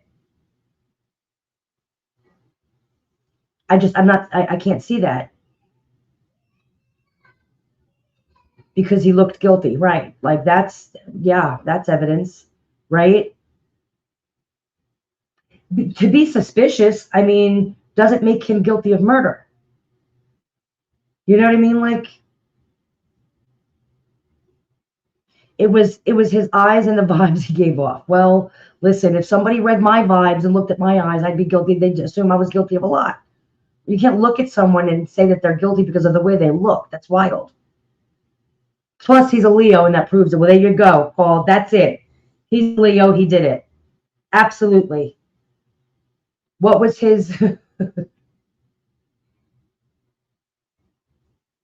Yeah, that's definitely possible, Adam. Right. So then, like, so where is the evidence? We're accusing this guy. Where's the evidence of it, then? What do we have to back it up? Is that really the things being said? Oh, God. It's crazy. That in and of itself is, like, wild. Like, I mean, I mean, he had Cora call him at the, come on, guys. How did he know she was in the backyard? I missed the beginning of the trials because the window was open in the room, and the window in the backyard, that where she was laying, was right underneath that window. Like that would be my first inkling if the window was open and the bed was moved and there was blood everywhere. Wouldn't that be your first inkling if she's not in the room? Yeah, you know what I mean? Like, I don't understand. I look totally awkward when bombarded with questions. Yeah, right? I don't understand. I don't know where these mistresses come in and the cheating, and he traveled once. He was grounded for COVID. Like, he was, where was this? What cheating? Do we have proof of said cheating? Can somebody show me proof?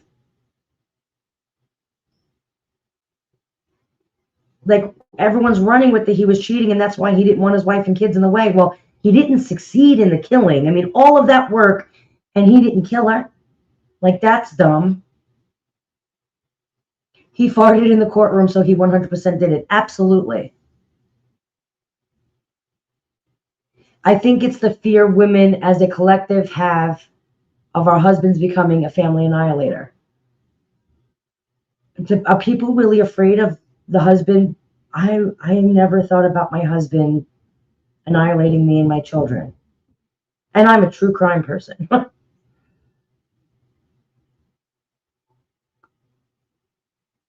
I don't think I walk around with that fear that my husband's going to kill us. Although I can see if maybe no stone unturned, right? But you can't just accuse without any evidence. Like, the second you don't have evidence to back up the theory, you walk away from it, right? Because then it could have been the mailman, right? What time did she get her mail delivered? Maybe it was him. Maybe he was jealous and he wanted to, he liked her. The second you see no evidence, you walk away from the theory, though. Like, I get going everywhere and looking everywhere, but the second there's nothing to back it up, you let it go. But we have had the conversation, but projecting that fear onto, yeah, I could see that, Brooke.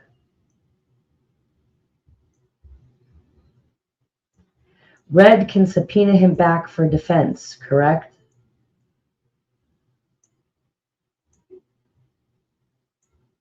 I think he already cross-examined him.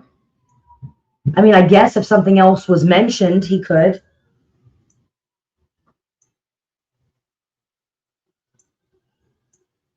I mean, if Reddington thought that Patrick did it, then why not just not guilty and call it a day? Right? He's a great lawyer. Why wouldn't he just be like, not guilty? And then we'll fight the fact that she didn't do it. Why would he take the hard way, the long way? Like, make guys, I'm not understanding it.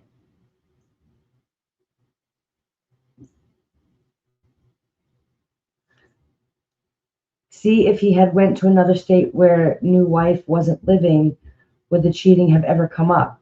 Right, but I mean, the guy, yeah. But I mean, New York for this guy makes sense.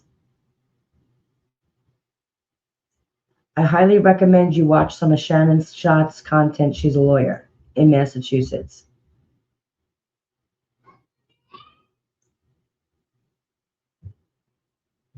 I think Reddington put it out there when showing the grinder to Patrick in the watch.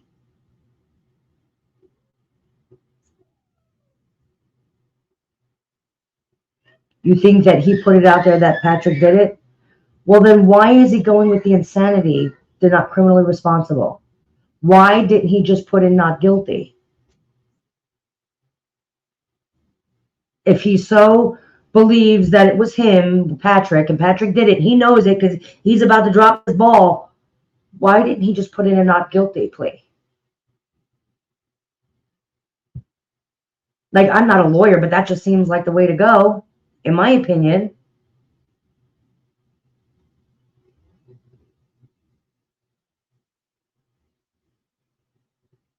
I don't know. It just doesn't make sense to me. You can't make this make sense to me.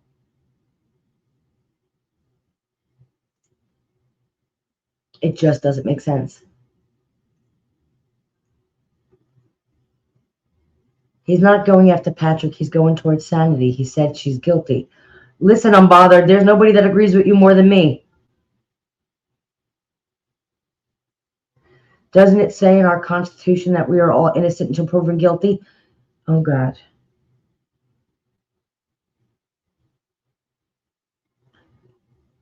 So people who admit to doing it, they're still innocent? I mean, think about it, guys. The second they say I did it, I'm responsible for it, then you're guilty.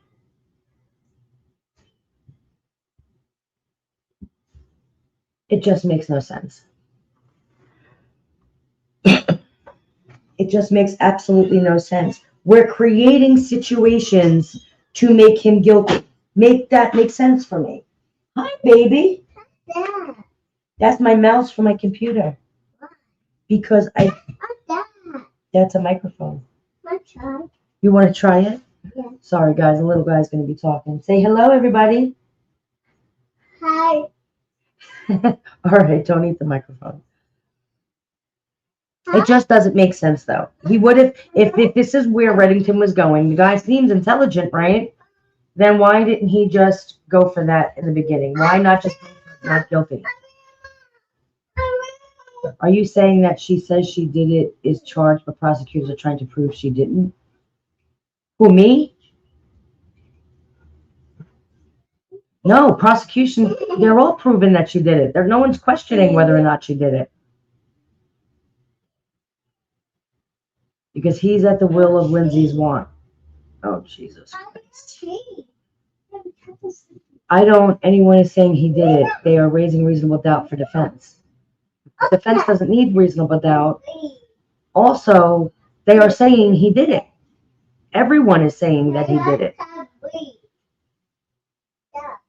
There's a lot of people on here saying that she didn't do it, that he did it, and he just told her that she did it, and she said, okay, you're right, I agree. Because you told me I did it, then I did it. And again, when was he manipulating her? What time frame was he manipulating her into believing that she did it? In the 20 minutes after it happened? When was he manipulating her to get her to agree?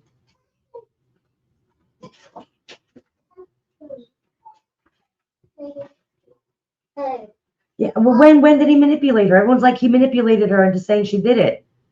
But when? Correct. The prosecutor is trying to prove she planned it and did it. So they're trying to say that there was planning involved. It was premeditated. She was not in a psychosis. The defense is trying to prove that she was in a psychosis. I admit I was in lives over the weekend and they went hard that he did it. I get convinced for a little bit. Yeah. Because again, you could tell a nice story, but did they show any fact, Lisa? And that's a real question. That's a legitimate question. Like, did they show any evidence that he did it? Or was it just them talking a story? Anybody could talk a good story. What, baby? Yes, you can play with the cat. Yeah. I have treats in the kitchen if you want to give them a treat. There's room for reasonable doubt that she didn't commit this crime at all. You can't deny that. No, I don't think there's reasonable doubt. I don't see reasonable doubt that she didn't commit this crime. I don't see the reasonable doubt. But I'll give you, like, what are you seeing, Heen, that you think is reasonable doubt?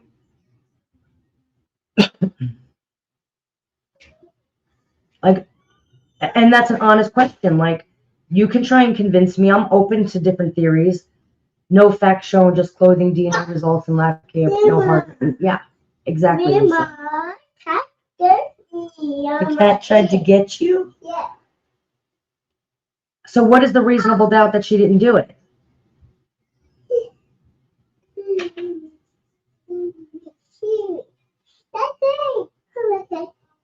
If in psychosis she would admit to something she had intrusive thoughts about. That's not true.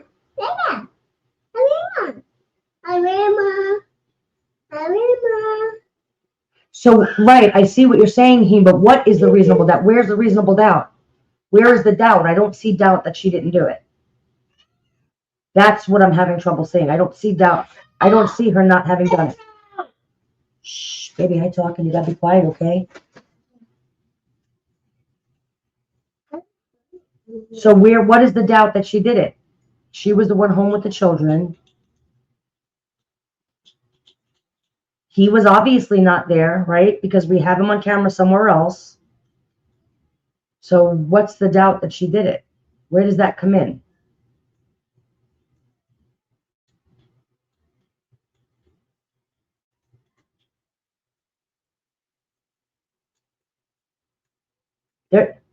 That's going to be easy.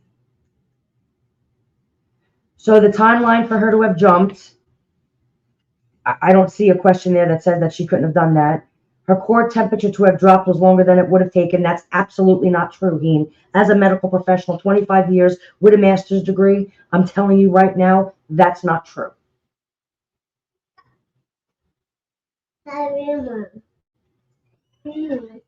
Oh, Paul, I didn't see you here.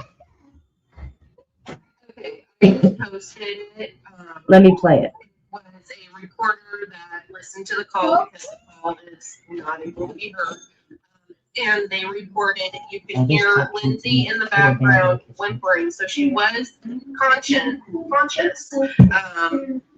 You can't hear her talking, but he's over talking the dispatcher in a frantic because he couldn't collect himself. So I posted that. Let me know if it, Hold on. Updated. Let me see. Hold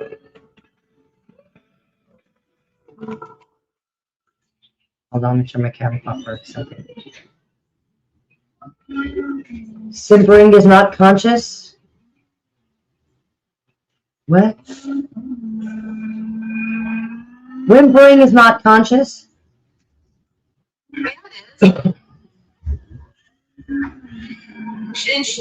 It makes sense. She said in the basement. You know, like you said, you don't know if it's low or on the ground outside their home, injured in several ways. He is talking over the dispatcher. They're speaking at the same time. And then I hear him kind of collect himself and he starts rendering aid, answers to dispatcher's questions, talks to Lindsay as she is whimpering. And then about 4 minutes in, we hear sirens and the EMTs arrive. And that's when Patrick says he has to go check on her on the ground outside their home, injured in several ways.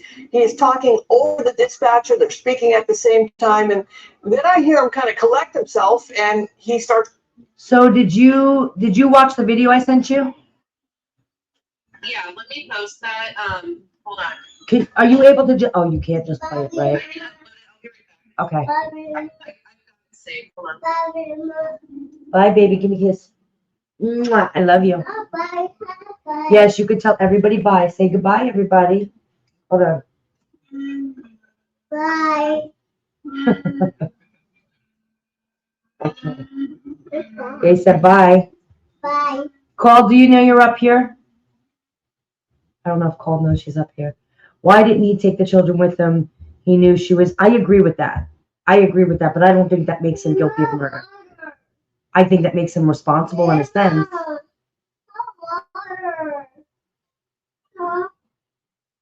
I had requested earlier. Oh, sorry. I didn't see it. Also, an email places him in the house between the restaurant and CVS. I think there's a question, but I agree that he was home with that. But you mean to tell me why wasn't that enough time?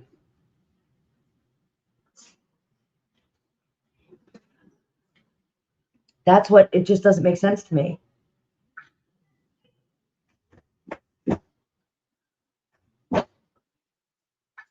should be uploading. I think it would be there.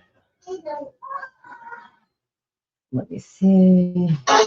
That I am in.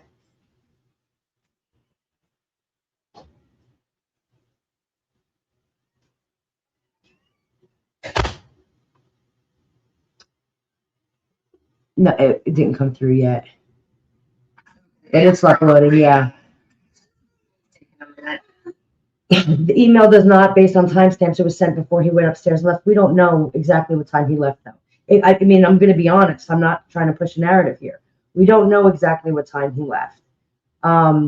So do I think that he could have been home writing that? Yeah. Do I think he walked straight out the door that second? Yeah.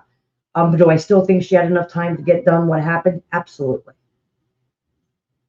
I mean, I heard people sit there and say that if she was in psychosis, there's no way that she could have done this and thought about it and moved it. That's not true. That is not true.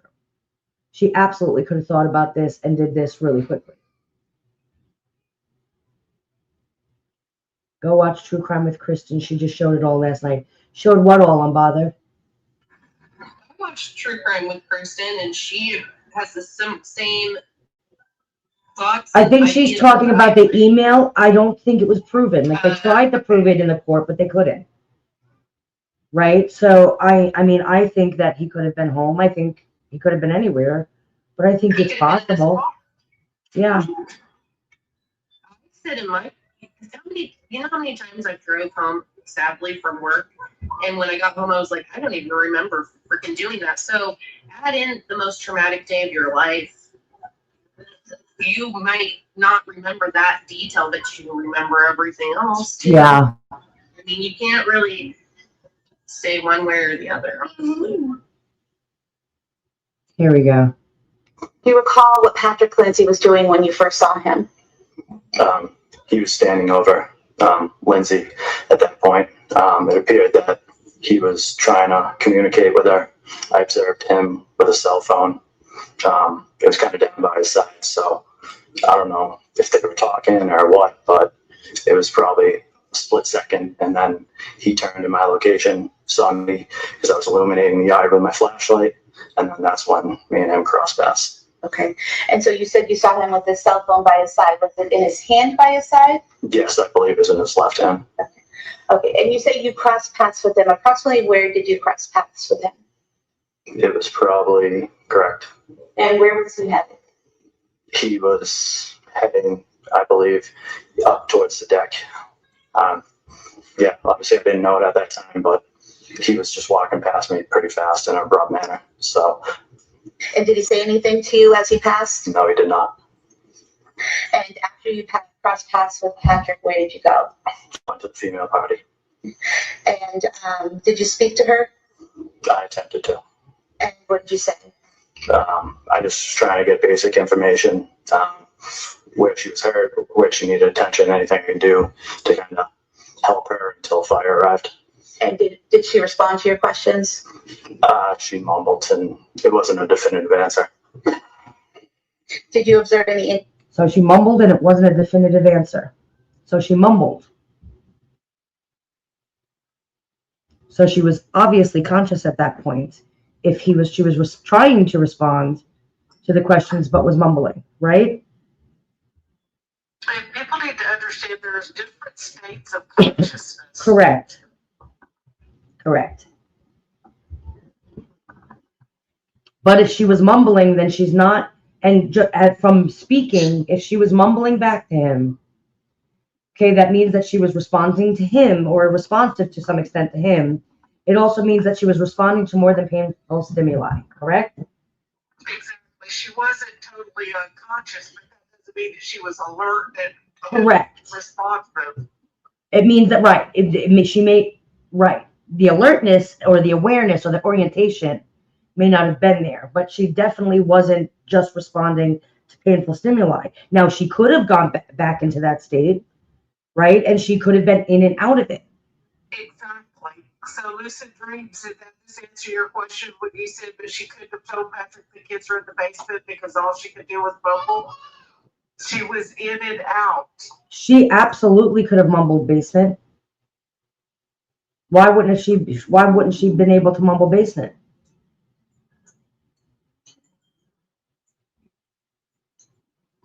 And again, levels of consciousness. She could have been more alert at one point, and again, you got to remember adrenaline, right? You got to remember the shock, the temperature's dropping. All of that is happening. Her condition is worsening as time goes on. She would be more apt to answer in the beginning than she would as the injuries set in her body, correct? Yeah. So that's, you know what I mean? Is it possible for her to have said that where are the kids and she said basement? Yes, it absolutely is possible.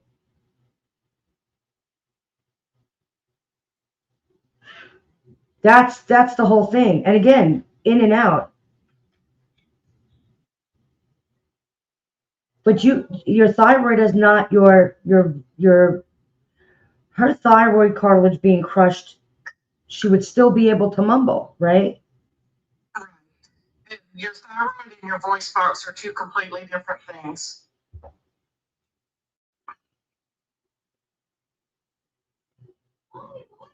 So I think that's where people are getting the confusion from. Jamie, there are different states of consciousness.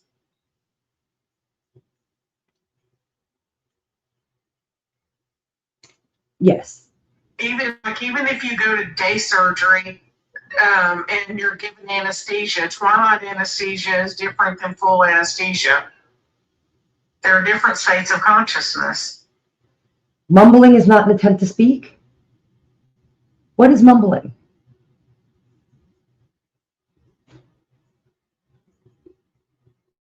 I mean, mumbling is forming words, right? Or the attempt to form words, right? So I'm not sure why, I don't know. If you're not willing to accept the answer, then you're just not going to be willing to accept the answer, I think. You know what I mean? Bringing up the different states of consciousness that I just sent you in Messenger. Mumbling isn't speech, but mumbling is making noise, correct? When you're mumbling, he heard her mumbling. So that means she was making noise trying to respond, correct? But that does not mean that before that she wasn't able to respond. I mean, my son's nonverbal and he has speech. Like, he has some form of speech. He's nonverbal, though. So you would consider him, like, kind of mute, not mute, but he has some form of speech. I don't know. I'm just going to look at it like that. Suncatcher girl, you don't believe who?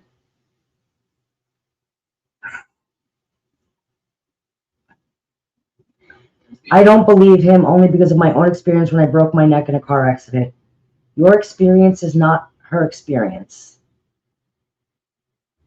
So then you mean to tell me that everybody's lying?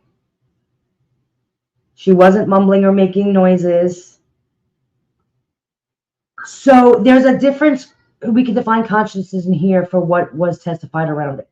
So there's a difference. Consciousness, was she awake, alert? You know what I mean? But let's talk about her responsiveness. All right, well, we'll forget the consciousness. Her eyes were open. Okay, she was alert. And what was her orientation? Well, she was obviously trying to respond, so she was aware that somebody was talking. So that's more than responsive to painful stimuli. So we'll say that, because they're saying that she was only responsive to painful stimuli. That's not true. So we can get rid of the word consciousness and we'll talk about responsive and to what she was responsive to. That might be easier for some people to understand. But what neck trauma does affect your voice, exactly, it did to you. But it doesn't mean you can't make noises. Hers is different than yours. Where did you break yours? How did you break yours? What kind of break did you have? Exactly. I have neck trauma. I've had several neck surgeries, but it's never, ever affected my voice. It can affect your voice at different levels. Correct. As well. Swelling can impede on your voice box and your airway, making it difficult. Swelling takes time. I absolutely believe that she could have been trying to mumble and said basement in the beginning. I don't know why people think that that's so outrageous it didn't happen. Of course it could have. Well, why do you think that's so wrong? Stop saying mumble and we'll say whisper. Could she have whispered it? Could she have mouthed it? haven't you seen people get in car accidents and they're alert talking and then they pass away at the scene? That happens too. Yeah, you can't go by your own situation because they're different. They're different. The trauma was different. The physical break was different. Where the break was located was different. How the break happened, the trauma that caused it is different. So See, Lori, that's what I'm referring to. You had a paralyzed vocal cord from neck surgery, and you could speak, it just wasn't loud.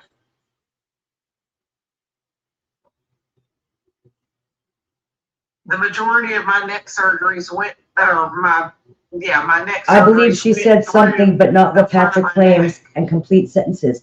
I don't believe she spoke in a complete sentence. I think that was his perception of what she said. Where are the children? The basement. Right? He's not going to say the basement. He's going to say, she said they're in the basement. Yeah. You know what I mean?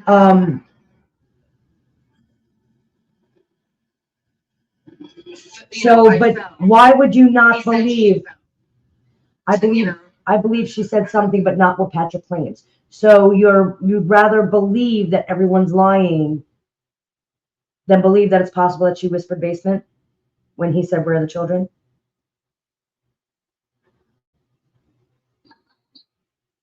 That's the problem, is you want the story to be true, that you're willing to accept the narrative. But where's the proof? Where's the facts? And again, the body temperature, guys, I need you to look into it. Do your own research. Don't listen to people. My brother literally had throat cancer, okay, and could still whisper. Couldn't speak, but he could whisper. Well, my grandpa, he couldn't swallow, and he had throat problems right before he passed. You can barely understand him, but he would talk. And he cussed me out. And if they heard her moaning, then noise was able to come from that area, from the voice box, correct? Because mumbling is making noise, correct? When she was moaning, supposedly. Isn't that moaning making noise?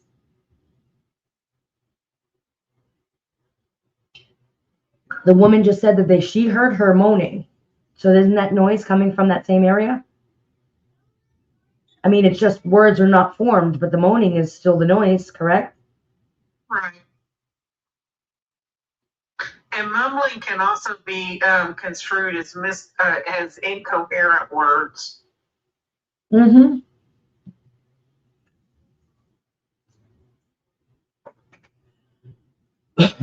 You know what I mean? So I think that, if you're sitting there and not willing to accept that she said basement, then you're just willing, you just want Patrick to be guilty, because then you're not really willing to look at this objectively.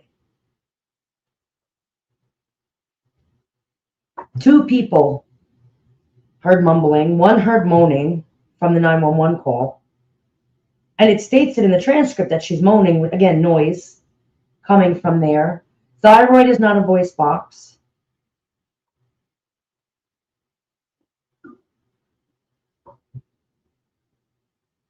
And again, people keep going back to that core temperature, but it absolutely is possible when you add every element that was going on at that time into it. It's absolutely possible. And you're not the only one that said that. There's been several people that have gone up on a live who work in trauma and who said the same thing on lives because they were disputing that and saying no. And these people, they were professionals. So if you're going to go off of, never mind. Here's my theory. Many different factors came into play. Yeah. Many different factors. Oh, yeah. So let's see. The evidence that Patrick Clancy did, I'm just going to run down the line here. The camera quality made his shirt and shoes appear a different color from one camera to the other. We just don't like him. He looks guilty and sus. He traveled for work, therefore he cheated and wanted his family dead. He said that he heard her say basement and she couldn't have, even though other people heard something come from her. Am I right? Like, what am I missing?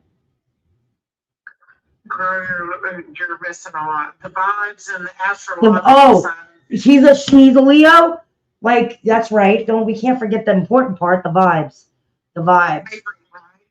Don't forget the Skittles. Go to Messenger and read off about the workout bands, and then go read off about the DNA on the jabber, because that's also a thing where people are stating he must have done it because their fingerprints